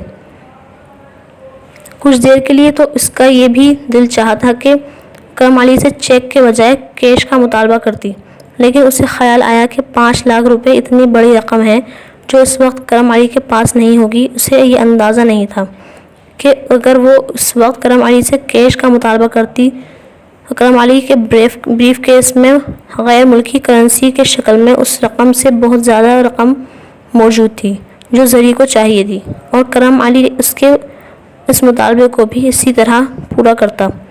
آپ مجھے ماہانہ کتنا جیب خرچ دیں گے؟ اس بار کرم علی کو ہنسی آ گئی تھی۔ رونے سے ہنسنا یقیناً بہتر تھا۔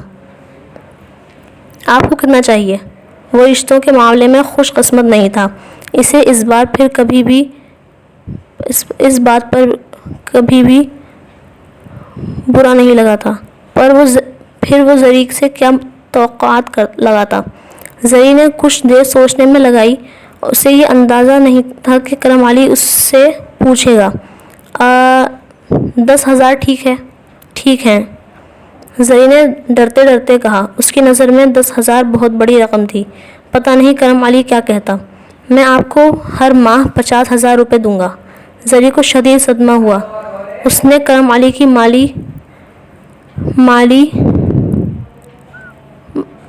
مالی حیثیت کا بہت غلط اندازہ لگایا تھا۔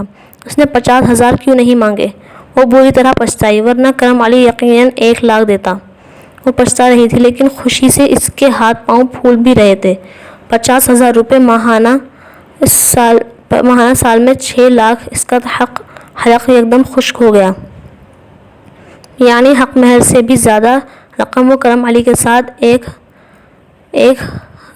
گزار کر اکٹھی کر سکتی تھی، اور اگر 2 سال رہتی تو 12 لاکھ۔ لیکن 1 منٹ دوسرے سال میں مجھے کرم علی سے جیب خرچ بڑھانے کا کہنا چاہیے۔ دوسرے سال کم سے کم 1 لاکھ، یعنی سال کے پورے 12 لاکھ۔ 12 اور 18 میں اگر میں یہ حق مہر کے 5 لاکھ جمع کر دوں تو 23 لاکھ، اور 12-13 لاکھ کے تو یہ ہوں گے ہی تقریباً 45 لاکھ۔ کرم کے ساتھ صرف 2 سال میں 35 لاکھ روپے۔ لیکن میں بھی اس میں ڈائمنڈ سیٹ کو شامل نہیں کیا۔ ڈائمنڈ سیٹ بھلا کتنے کا ہوگا؟ زری حساب کتاب کرتے پہلی دفعہ الجھی۔ مجھے ڈائمنڈ سیٹ کے بجائے اس کے بدلے میں بھی کرم سے کیش ہی لے لینا چاہیے۔ زری نے دل ہی دل میں فیصلہ کیا۔ اسے اندازہ نہیں تھا کہ کرم علی اس وقت اس کا ذہن کھلی کتاب کی طرح پڑھ رہا تھا۔ آپ نے جو صبح مجھے ڈائمنڈ سیٹ لے کر دینا ہے، اس کے بجائے آپ مجھے پیسے ہی دے دیں، زری نے بالآخر سر اٹھا کر کہا۔ اس کے لہجے میں پہلی بار کرم علی کے لیے پیار بھری نرمی جھلکی تھی۔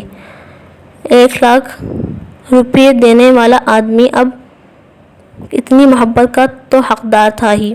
میں سوچ رہی ہوں کہ خود ہی بعد میں 2-4 دکانیں پھر کر اپنی مرضی سے خرید لوں گی۔ زئی نے کرم علی کو پہلی مسکراہٹ سے نوازتے ہوئے کہا۔ یہ وہ مسکراہٹ تھی جس کا جادو وہ تب کرتی تھی جب اس محلے کی دکان سے کوئی چیز پیسوں کے بغیر لینا ہوتی تھی۔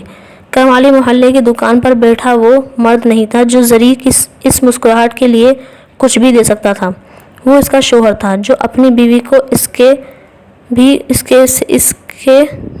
کچھ بھی دے سکتا تھا، اس کے علاوہ بھی کچھ بھی دے سکتا تھا۔ لیکن زری اس چیز کو تب سمجھتی جب اس نے اپنی زندگی میں اپنے آس پاس ایسے شخص دیکھے ہوتے۔ اس نے یہی سیکھا تھا اور جو کچھ اس نے سیکھا تھا وہ اسے استعمال کر رہی تھی، لیکن وہ زندگی میں یہ فارمولے غلط آدمی پر استعمال کر رہی تھی۔ اس کے سامنے بیٹھا شخص زندگی کے بازار میں رشتوں کی بارٹر ٹریڈ میں دلچسپی رکھتا تھا، نہ وہ انجان تھا کہ کاروبار سے انجان تھا۔ ٹھیک ہے، میں آپ کو اس کے لیے بھی رقم دے دوں گا، یا وہ بھی ابھی چاہیے آپ کو؟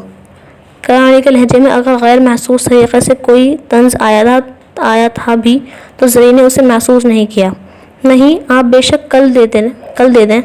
زری کے لہجے میں مٹھاس بڑھ گئی تھی اور ایک عجیب طرح کی فرمانبرداری بھی آ گئی تھی۔ پہلے کی طرح اس کی نظر کرم علی کے برس کے داغوں پر بھی نہیں جا رہی تھی، نہ ہی کرم علی سے اس طرح شدید نفرت محسوس ہو رہی تھی جو وہ کچھ دیر پہلے تک محسوس کر رہی تھی۔ اور سب سے بڑی بات کہ اسے اس وقت جمال بھی یاد نہیں آ رہا تھا۔ کچھ اور؟ کرم علی نے اس سے پوچھا۔ نہیں، اور کچھ نہیں۔ کچھ اور چاہیے ہوگا تو میں بتا دوں گی آپ کو، زئی نے بے حد فرمانبرداری سے کہا۔ ضرور، کرم علی نرمی سے کہتا ہوا بیڈ سے اٹھ گیا۔ آپ تھک گئی ہوں گی، چینج کر کے سو جائیں۔ زئی نے بے حد حیرانی سے ٹیرس کا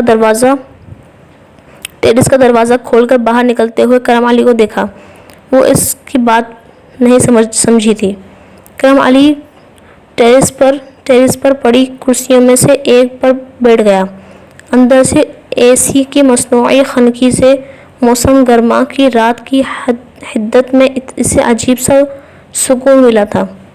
ہر طرف گہرا سکوت تھا جسے وقتاً فوقتاً کسی گاڑی آواز تو پڑتی یا پھر آسمان سے گزرتا ہوا جہاز، مگر اندر چھائے ہوئے سکوت کو کوئی چیز نہیں توڑ رہی تھی۔ کوئی آواز، کوئی سرگوشی، کوئی گونج نہیں تھی، بس ایک پاتال تھا اور اس کی نہ ختم ہونے والی وسعت تھی۔ کچھ دیر کے بعد اس کے عقب میں موجود شیشے کے سلائڈنگ ڈور سے آنے والی روشنی بھی ختم ہو گئی تھی۔ زری شاید لائٹ بجھا کر سونے کے لیے لیٹ گئی تھی۔ کرم علی اب مکمل تاریکی میں تھا اور اس تاریکی میں جو چہرہ اس کے ذہن کی اسکرین پر ایک کے ساتھ نمودار ہوا تھا اس نے اسے حیران کر دیا تھا۔ کرم علی بے اختیار کر رہا۔ یہ کوئی وقت تھا، اس نے یاد بڑی ظالم ہوتی ہے، ہمیشہ غلط وقت پر غلط جگہ آتی ہے۔ اس نے اس آخری ملاقات میں زینی کو پرپوز کرنے کے لیے اس رات اسے اپنے گھر بلایا تھا، جس کے بعد کرم علی نے اس کے لیے خریدی ہوئی انگوٹھی اس کے جانے کے بعد اس ٹیبل سے اٹھا لی تھی جہاں اسے لے کر بیٹھنے والا تھا، اور زینی نے اگر دھیان دیا ہوتا تو وہ اس ٹیبل پر پڑی اس نازک سی ڈبیا اور اس کے موجود فلورل ارینجمنٹ کو دیکھ چکی ہوتی، اور شاید اسے کوئی تجسس ہوتا یا ہو سکتا ہے وہ کوئی سوال پوچھتی، ایسا سوال جس کا جواب کچھ دیر کے لیے زینی کے ہونٹوں پر مہر لگا دیتا۔ وہ کچھ نہ کہتی جس نے کرم علی کے ہونٹوں کو سی دیا تھا۔ شاید کوئی بھرم رہ جاتا، کوئی بھرم۔ لیکن جب کوئی بھرم نہیں رہا تھا، جب وہ زینی کی اصلیت اچھی طرح جان چکا تھا، جب اس کو زینی بھی آئی تھی، تب بھی اب تک وہ کیوں اس کے ذہن میں اٹکی ہوئی تھی؟ سلگتی ہوئی چنگاری کو کون سلگا رہا تھا؟ عارفہ زینی کی طرح خوبصورت نہیں تھی، اس سے کرم علی کا آواز کا رشتہ تھا جو کئی سال چلا تھا۔ سے تعلق کچھ اور طرح کا تھا، اتنی لمبی مدت کا نہ صحیح، لیکن تعلق کی گہرائی عارفہ جیسے تعلق ہی کی طرح تھی۔ اب جب ایک تیسری عورت اس کی زندگی میں آ گئی تھی تو اسے عارفہ کی بد دعا یاد آئی تھی، لیکن زینی خود یاد آئی تھی۔ شاید کہیں نہ کہیں اسے زینی اور زری میں کوئی مماثلت نظر آئی تھی۔ کیا مماثلت تھی؟ اس نے اپنے آپ سے اس مماثلت کو جھٹکنے کی کوشش کی، اس خیال کو نکالنے کی کوشش کی۔ وہ دونوں عورتیں اس کی زندگی میں کے لیے آئی تھیں۔ پہلی ایکٹریس تھی، رسوائے زمانہ تھی۔ ان دونوں کا آپس میں کوئی رشتہ نہیں تھا، لیکن ایک عجیب انداز میں اس کی طرف کھنچتا تھا۔ دوسری اس کی بیوی تھی، اس ایک مقدس رشتے میں پوری دنیا کے سامنے اس کے ساتھ بندھا تھا وہ جد و جہد کرنے میں مصروف تھا کہ کسی طرح وہ اپنے دل میں زری کے لیے ساری خامیوں سمیت جگہ دے سکے، اور زینی، اسے شبہ نہیں تھا کہ وہ اپنے ہر عیب ہر برائی کے ساتھ پہلے ہی اس کے دل کے اندر تھی۔ اگر شادی کوئی جوا تھا تو پاکستان چھوڑتے ہوئے کرم علی یہ جان چکا تھا کہ وہ یہ جوا ہار چکا تھا۔ زری ایسی ہی لڑکی تھی جیسی لڑکی کو بیوی بنانے کے تصور سے اسے ساری زندگی خوف آتا رہا تھا۔ وہ کتنی معصوم، سیدھی سادی اور فرمانبردار تھی، وہ کرم علی کے گھر والوں کو چند دن میں ہی پتہ چل گیا تھا۔ ایک استحصال دوسرے استحصالی کو بہت جلدی اور بہت آسانی سے پہچانتا ہے، اور زری نے بھی یہ جان لیا تھا کہ کرم علی کے والے اس کا استحصال کر رہے ہیں، اور پہلا سبق جو اس نے ان سے سیکھا تھا وہ یہی تھا کہ اسے بھی یہی کرنا ہے۔ کرم علی کے اندر کتنا لحاظ، کتنی نرمی تھی، وہ یہ بھی جان چکی تھی، اور اس سے یہ خدشہ بھی نہیں تھا کہ کرم علی اسے چھوڑ دیتا یا اس کے ساتھ کوئی بدسلوکی کرتا۔ جس خصوصیت کو دوسری کوئی عورت کرم علی کی خوبی سمجھتی تھی، زری نے اسے کرم علی کی کمزوری سمجھا تھا۔ اسے یقین تھا کہ وہ اس کا خیال اس لیے نہیں رکھ رہا ہے کہ وہ طبیعتاً ایک خیال رکھنے والا اور نرم مزاج آدمی ہے، بلکہ یہ اس کا حسن اور کم عمری تھی جس نے کرم علی کو اندھا کر دیا تھا۔ جو نتیجے اس کی عمر، مزاج، ذہنیت کی کوئی بھی لڑکی نکالتی، اس نے بھی وہی نتیجے اخذ کیے تھے۔ شادی کے دوسرے تیسرے دن کرم علی کے گھر والوں نے کرم علی سے زری کی شکایتیں شروع کر دی تھیں، اور کرم علی بعض باتوں میں واقعی دل ہی دل میں انہیں حق بجانب بھی سمجھتا تھا، لیکن وہ دوسری طرف زری کو اس طرح کی ڈانٹ ڈپٹ بھی نہیں کرنا چاہتا تھا جیسی ڈانٹ ڈپٹ کرم علی کے گھر والے اس سے کروانا چاہتے تھے۔ اس کا خیال تھا کہ زری کینیڈا اس کے پاس آ جائے گی تو ایک ہی گھر میں سب کے ساتھ ہونے کی وجہ سے جو اختلافات جنم لے رہے تھے وہ نہیں ہوں گے۔ وہ وہاں پر زری کو سمجھانے کی کوشش بھی کرتا، لیکن 7 دن کے مختصر قیام میں وہ زری کو نصیحتوں کے انبار نہیں تھمانا چاہتا تھا۔ ایک ہفتے کے بعد صرف کرم علی ہی نہیں، اس کے ساتھ ہی تقریباً سارے گھر والے واپس آ گئے تھے۔ زری واپس اپنے ماں باپ کے پاس تب تک رہنا چاہتی تھی جب تک کرم علی اس کے پیپرز بنوا کر اس کو باہر نہ بلوا لیتا، اور یہ واحد بات تھی جس پر کرم علی نے اعتراض کیا تھا۔ ایک ہفتے کے قیام میں 1-2 بار زری کے ساتھ اس کے گھر جا کر اسے یہ اندازہ ہو گیا تھا کہ اس کا سوشل سرکل کس طرح کا ہے، اور وہ گھر پر رہنا پسند کرتی ہے۔ 2 بار اس کے ساتھ گھر جانے پر وہ زری کے ماں باپ کے پاس بیٹھا رہتا، اور زری وہاں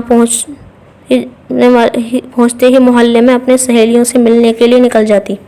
اس کے بعد اس کو واپس لانے کے لیے باقاعدہ اسے محلے میں ڈھونڈا جاتا۔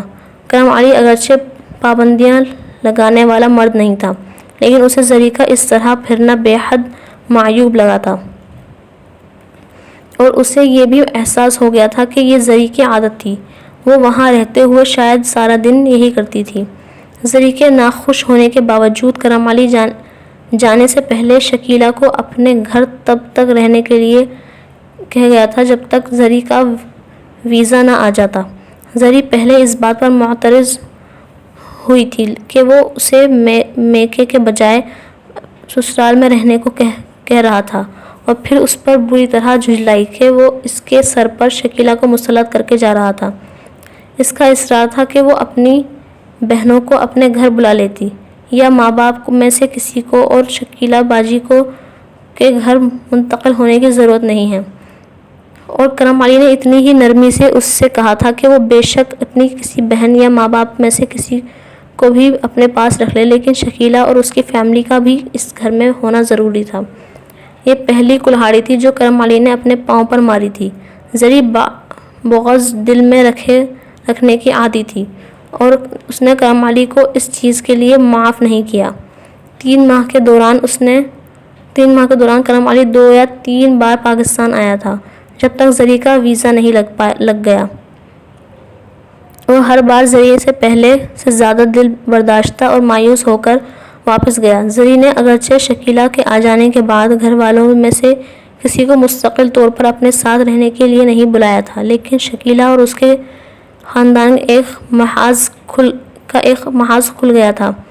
جتنا بغض اور کینہ زری شکیلہ کے لیے رکھتی تھی، اتنا ہی وہ زری کے لیے۔ اب وہ اس وقت کو پچھتاتی تھی جب اس نے اس معصوم، غم گو اور سیدھی سادی لڑکی کو اپنے بھابی کے لیے پسند کیا تھا۔ دونوں کے پاس ایک دوسرے کے خلاف شکایتوں کے انبار ہوتے، جو دونوں ہر دوسرے دن فون پر کرم علی کے سامنے رکھ دیتی۔ کرم علی اس صورتحال سے واقعی بری طرح پریشان ہوا تھا۔ شکیلہ نے ایک کے بعد ہی کرم علی سے یہ کہنا شروع کر دیا تھا کہ وہ واپس اپنے گھر جانا چاہتی ہے، کیونکہ وہ زری کی عادتوں کی وجہ سے وہاں نہیں بیٹھ سکتی، اور اس کے ساتھ ہی اس نے کرم علی کو پہلی بار زری کو طلاق دینے کا مشورہ بھی دے دیا تھا، جس کے بعد کرم علی بے حد مشتعل ہوا تھا۔ شکیلہ پہلی بار اس کے غصے سے خائف ہوئی تھی، کیونکہ اس نے زندگی میں پہلی بار ہی کرم علی کو غصے میں دیکھا تھا۔ وہ نہ صرف اگلے 2 ماہ بھی وہاں رہی، بلکہ اس نے دوبارہ کرم علی کو زری کے بارے میں ایسا کوئی مشورہ نہیں دیا۔ 3 ماہ کے بعد کرم علی زری کو اپنے پاس لے آیا تھا، اور زری کتنی بڑی مصیبت تھی اس کا اندازہ اسے بھی ہو گیا تھا۔ وہ بے لحاظ تو تھی، لیکن بغیر سوچے سمجھے بولنے کی عادی بھی تھی، لیکن بات اگر صرف زبان تک رہتی تو کرم علی شاید سنی انسنی کر دیتا۔ زری بے حد عجیب نیچر کی تھی، کم سے کم کرم علی کو تو وہ عجیب ہی لگتی تھی۔ اسے اگر کرم علی سے کوئی مطالبہ منوانا ہوتا تو اس کی زبان سے کرم علی کے لیے شیرینی ٹپکتی رہتی، اور جب وہ مطالبہ پورا ہو جاتا تو وہ منٹوں میں گرگٹ کی طرح رنگ بدلتی تھی۔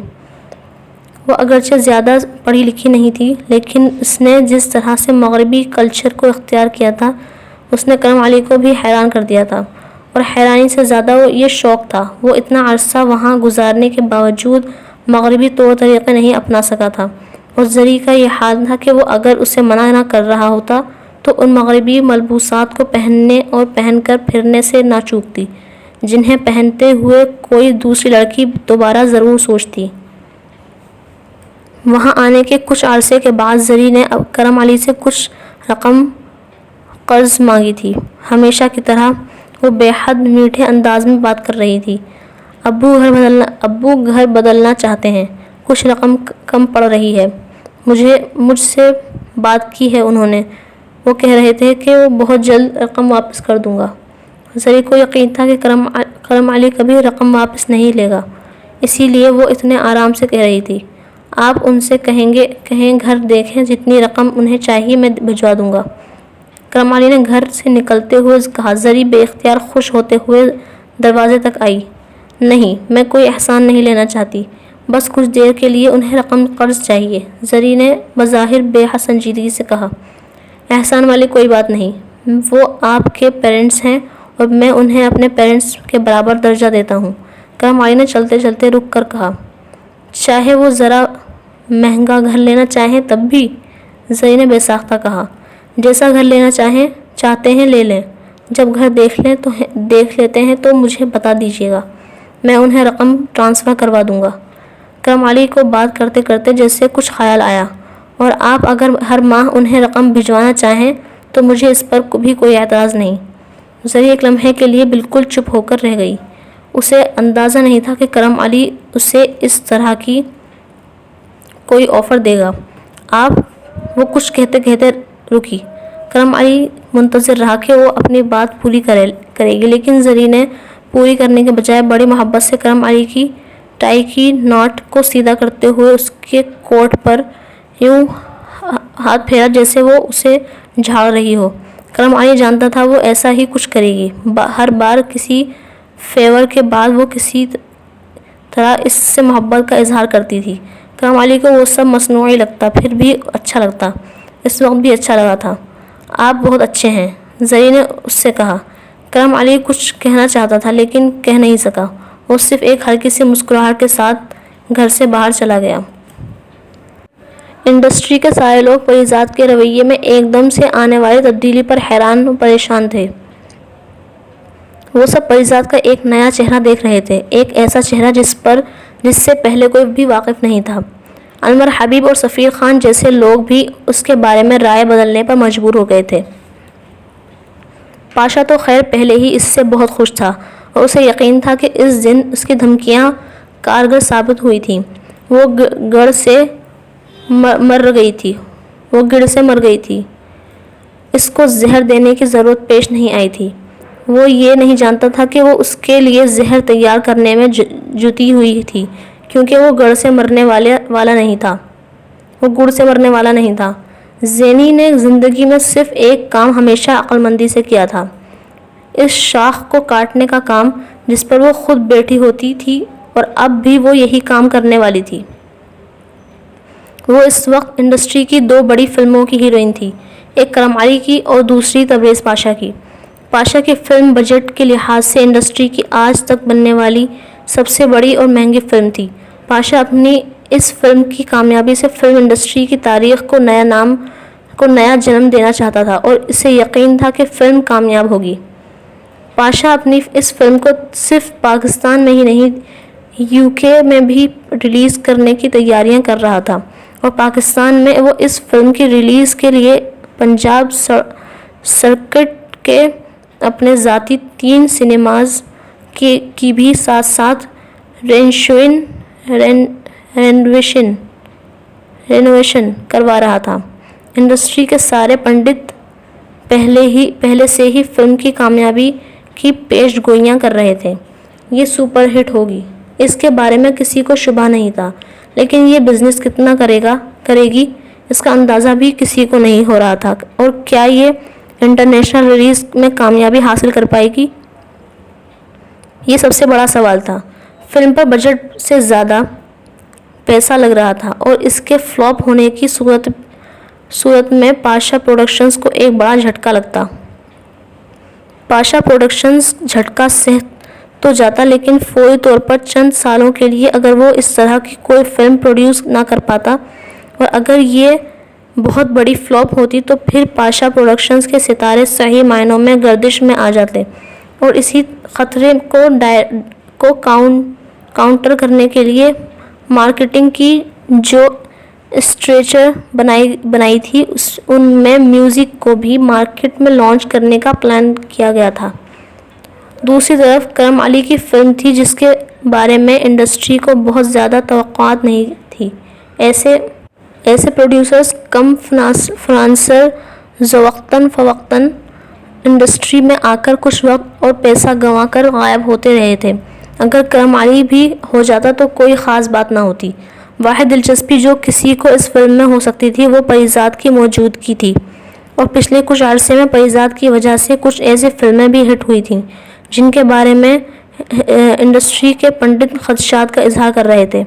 پریزاد کی موجودگی مکمل طور پر کینیڈا میں شوٹنگ اور بڑا مکمل طور پر ان 3 چیزوں کے علاوہ دوسرا کوئی پلس پوائنٹ اس فلم میں نہیں تھا، کیونکہ اس فلم کے ڈائریکٹر کی آخری 2 فلمیں بری طرح فلاپ ہوئی تھیں، اور اس فلم میں پریزاد کے ساتھ ہیرو آنے والے لڑکے کی یہ بکی آخری فلم تھی۔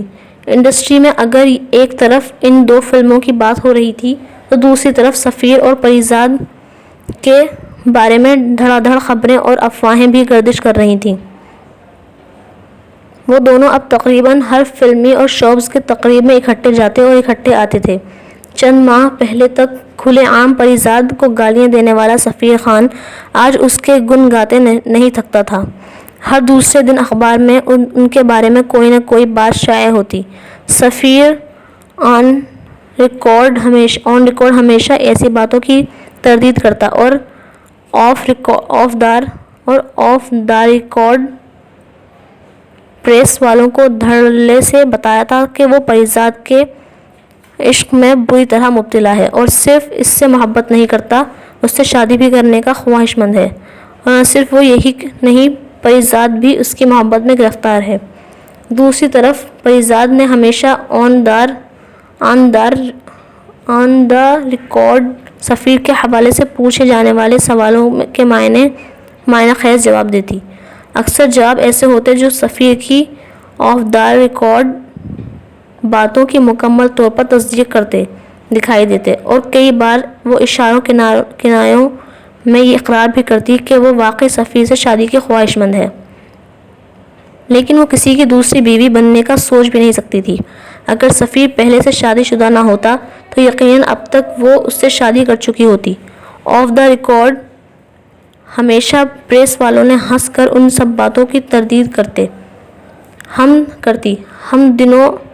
ہم دونوں ایک دوسرے سے فلرٹ کر رہے ہیں، جیسے انڈسٹری میں دوسرے کئی ہیرو ہیروئن آپس میں کر رہے ہیں، اور یہ کمرشلی پاپولر پیئر بننے کے لیے ہے، ورنہ نہ میں اس کے بارے میں سیریس ہوں اور نہ وہ آرام سے ساری باتوں کو نچوڑ جیسے ان لوگوں کے سامنے رکھ دیتی۔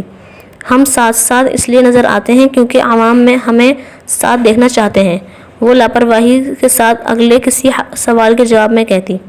سفیر پریزاد کے آن دا ریکارڈ باتوں پر جیسے قربان ہو جاتا تھا۔ انڈسٹری کی سب سے خوبصورت اور پاپولر عورت اس کے لیے پاگل ہو رہی تھی، اس کا ساتھ چاہتی تھی، اس کی انا کو بڑھانے کے لیے اس سے بڑی کیا بات ہو سکتی تھی۔ پریزاد کے لیے اس کی محبت میں کچھ اور اضافہ ہوتا گیا۔ پریزاد کی اس جرأت سے وہ اس کی ازدواجی زندگی میں کتنا اور کس طرح کا زہر گھول رہی تھی، اس کا اندازہ پریزاد کو تھا یا پھر سفیر کی بیوی کو۔ سفیر نے لو میرج کی تھی اور اس کی سسرال کا دور سے شوبز سے کوئی تعلق نہیں تھا۔ انہوں نے اس رشتے کو قبول تو کر لیا تھا، مگر سفیر کو اپنے خاندان کے داماد کے طور پر وہ عزت دینے میں انہیں ہمیشہ وقت ہوتی رہی تھی۔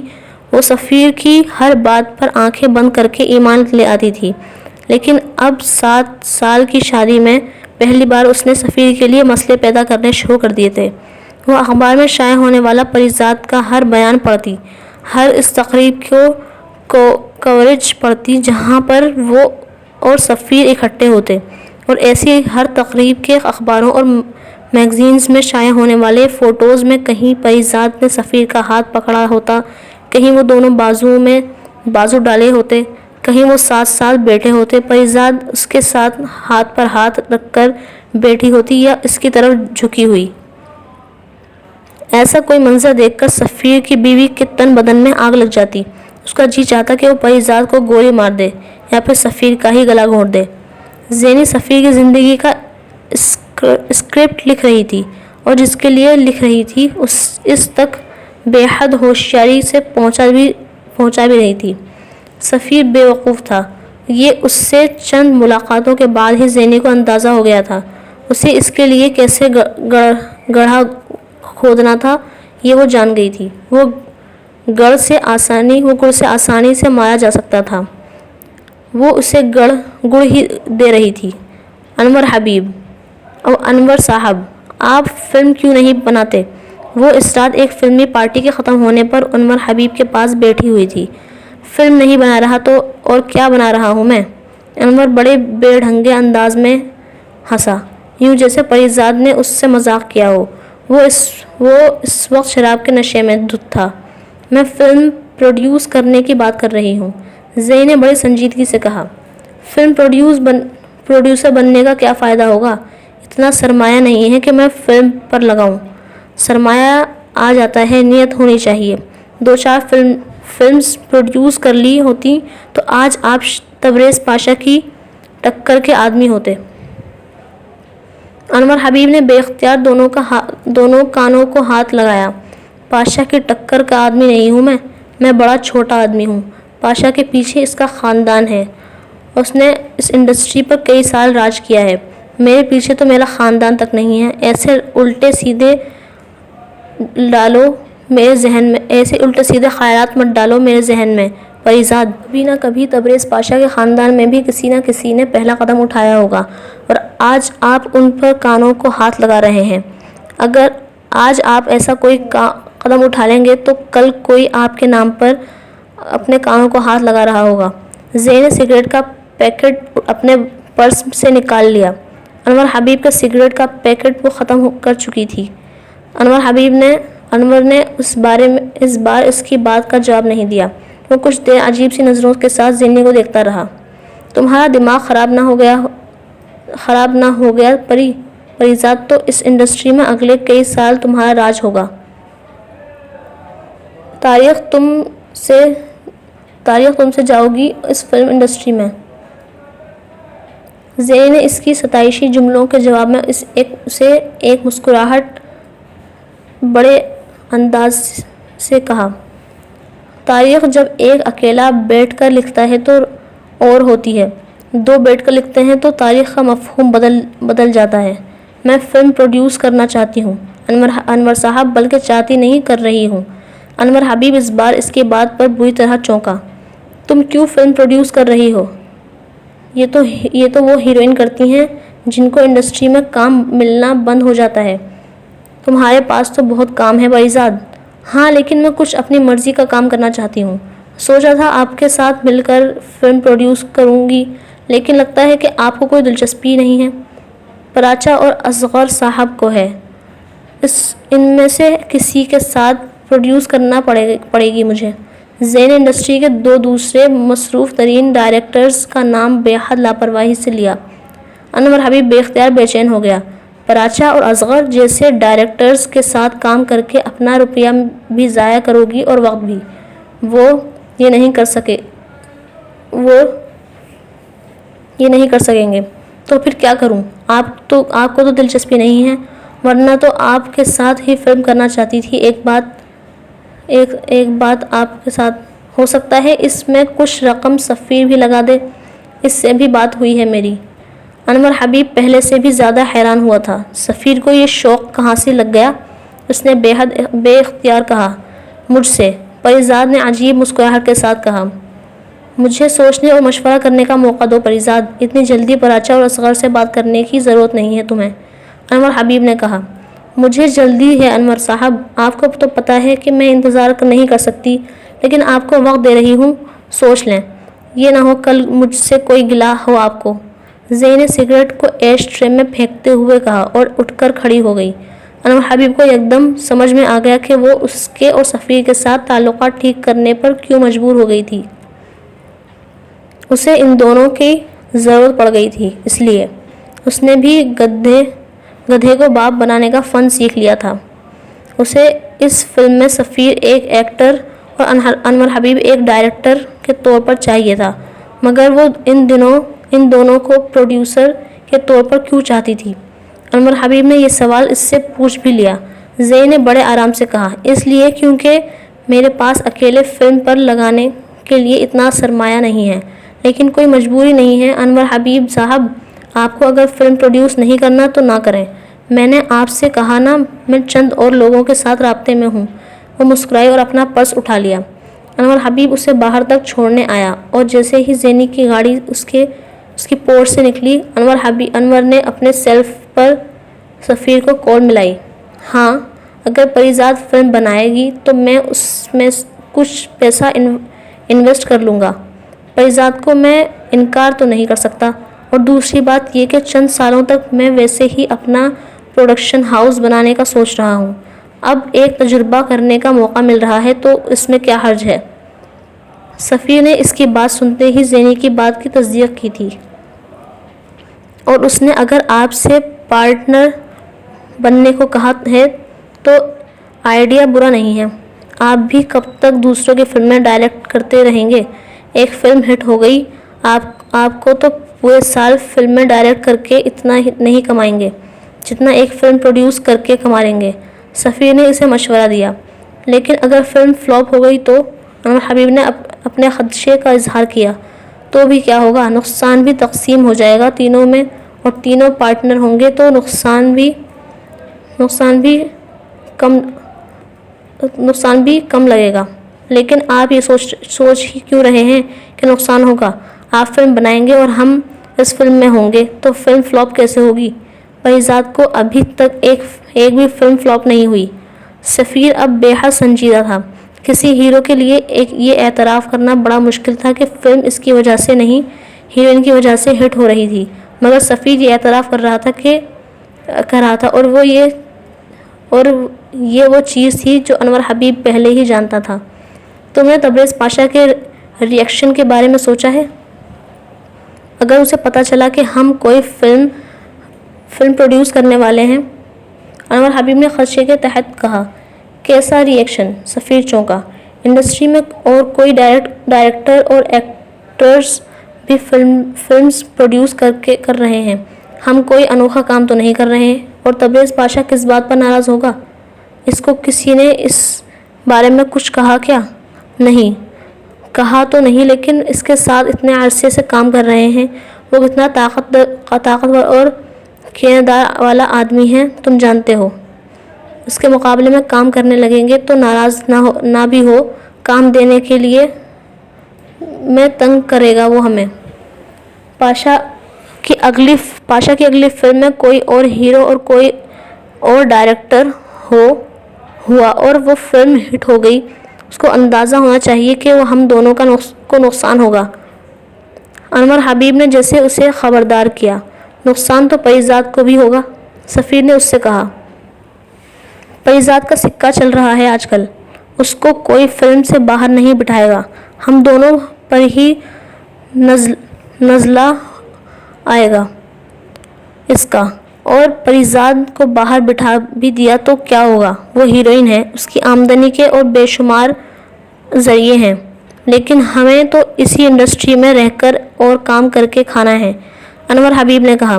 سفیر سوچ میں پڑ گیا، بات غلط نہیں تھی، انہیں واقعی نقصان ہو سکتا تھا۔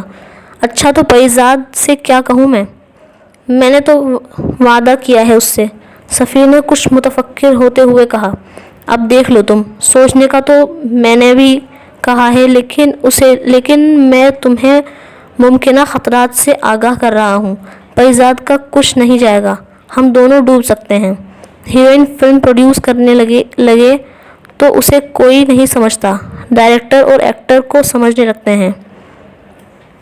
اچھا پھر میں کوئی بہانہ سوچتا ہوں، سفیر نے فوراً انور حبیب سے کہا۔ انور حبیب اور سفیر کے درمیان ہونے والی اس گفتگو سے زینی بے خبر نہیں رہی تھی۔ انور حبیب نے اسے اس آفر کا اگلے کئی ہفتوں میں جواب نہیں دیا تھا۔ زینی نے اس سے دوبارہ پوچھا نہیں، اور سفیر نے اس کی بات ٹالنے کی کوشش کی تھی، اور زینی کے اصرار پر اس نے انور حبیب کے خدشات کو دہرا دیا تھا۔ سفیر نے زینی سے معذرت کی تھی۔ زینی نے اس کی معذرت قبول کر لی۔ شطرنج کی بساط پر اس کی پہلی چال ناکام ہو گئی تھی، اور اب اسے کسی اور مہرے کو آگے بڑھانا تھا۔ 2 ہفتوں کے بعد تبریز پاشا نے اپنے اگلے سال کے 2 پروجیکٹس کا ایک پریس کانفرنس میں اعلان کیا تھا۔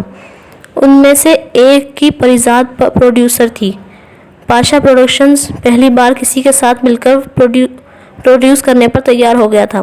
انڈسٹری میں چمگوئیاں شروع ہو گئی تھیں، اور انور حبیب اور سفیر خان بری طرح پچھتائے تھے۔ انہوں نے اپنی بزدلی کی وجہ سے ایک سنہری موقع ہاتھ سے گنوا دیا تھا۔ دونوں نے اپنی اپنی جگہ زینی سے پچھتاوے کا اظہار کیا تھا، جسے زینی نے بے حد خوش دلی کے ساتھ نظر انداز کر دیا تھا، لیکن اس نے ان کے ساتھ اس بات پر بے حد خوشی اور جوش کا اظہار کیا تھا کہ اسے ان سے بہتر ورکنگ پارٹنر مل گیا ہے، اور اس کی ایک ایکسائٹمنٹ نے انور حبیب کے پچھتاوے میں کچھ اور اضافہ کیا تھا۔ پہلی بار ان دونوں کے درمیان ہلکی سی تلخی بھی پیدا ہوئی تھی، کیونکہ سفیر نے انور کو اس معاملے میں مورد الزام ٹھہرایا تھا کہ اس کے خدشات کی وجہ سے وہ نہ صرف یہ کہ پریزاد کے ساتھ پروجیکٹ میں پارٹنرشپ نہیں کر سکا، بلکہ اس نے پریزاد سے کیا ہوا وعدہ بھی توڑا۔ لیکن اس وقتی تلخی اور رنجش کو ختم کروانے میں پریزاد نے ہی کردار ادا کیا۔ اس بار نہیں تو اگلی بار آپ لوگ میری پروڈکشن کو پروڈیوس کر سکتے ہیں۔ یہ میری زندگی کی آخری پروڈکشن تو نہیں کہ دوبارہ آپ میں سے کسی کو چانس نہیں مل سکتا۔ اس لیے میرے پروجیکٹ کی وجہ سے آپ لوگوں کے درمیان کوئی شکوک و شبہات نہیں ہونے چاہیے۔ اس نے بڑے دو ٹوک الفاظ میں ان دونوں کے سامنے کہا تھا، اور اس کے بعد ان کے ساتھ چند دنوں کے وقفے سے ہونے والی الگ الگ ملاقاتوں میں دونوں کو بے حد غیر محسوس انداز میں ایک دوسرے سے خبردار رہنے کا کہا۔ انڈسٹری کے تین بڑے ستون پہلی بار ایک دوسرے کے بارے میں کچھ تحفظات کا شکار ہونے لگے تھے۔ انور حبیب اور سفیر خان اگر یہ جان جاتے کہ پریزاد نے تبریز پاشا کو کیا کہہ کر اس کے ساتھ اس پروڈکشن میں شراکت کی تھی تو وہ دونوں پریزاد کا گلا اپنے ہاتھ سے گھونٹتے۔ میں ایک فلم پروڈیوس کرنا چاہتی ہوں اور اس سلسلے میں مجھے سرمایہ کے لیے ایک اور پروڈیوسر کی ضرورت ہے۔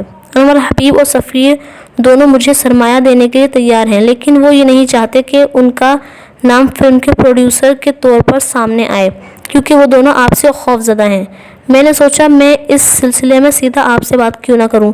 میرے ساتھ فلم پر سرمایہ تو آپ بھی لگا سکتے ہیں اور اس طرح خوف زدہ ہوئے اور چھپے بغیر۔ تبریز پاشا نے انور حبیب کی طرح سوچنے کا وقت مانگا تھا، نہ سفیر کی طرح سرمایہ کی اماؤنٹ۔ اس نے صرف ایک بات کہی تھی، پاشا پروڈکشنز اس فلم کو پروڈیوس کرے گا، تم پروڈیوسر بن جاؤ۔ زینی نے ایک لمحے کا توقف کیے سر ہلا دیا۔ پروڈیوسر کے معاملے پر وہ لڑتا جسے فلم بنانی ہوتی۔ اس وقت تو صرف وعدے ہو چکے تھے۔ اس کے اصرار پر تبریز پاشا نے 2 ہفتوں کے بعد ایک پریس کانفرنس میں اس فلم کے بارے میں اعلان کر دیا تھا، اور اس کے بعد اسے بہت جلد اپنے گرگوں کے ذریعے اس پارٹنرشپ کے معاملے میں انور حبیب کے درمیان ہونے والے اختلافات کے بارے میں بھی پتہ چل گیا۔ انڈسٹری اتنی چھوٹی تھی کہ وہاں پر اس کے دل کی بات بھی راز نہیں رہ سکی تھی۔ یہ تو ممکنہ پارٹنرشپ کا معاملہ تھا۔ پریزاد جال بچھا رہی تھی یا بارودی سرنگیں، اس کا فیصلہ وقت کرنے والا تھا۔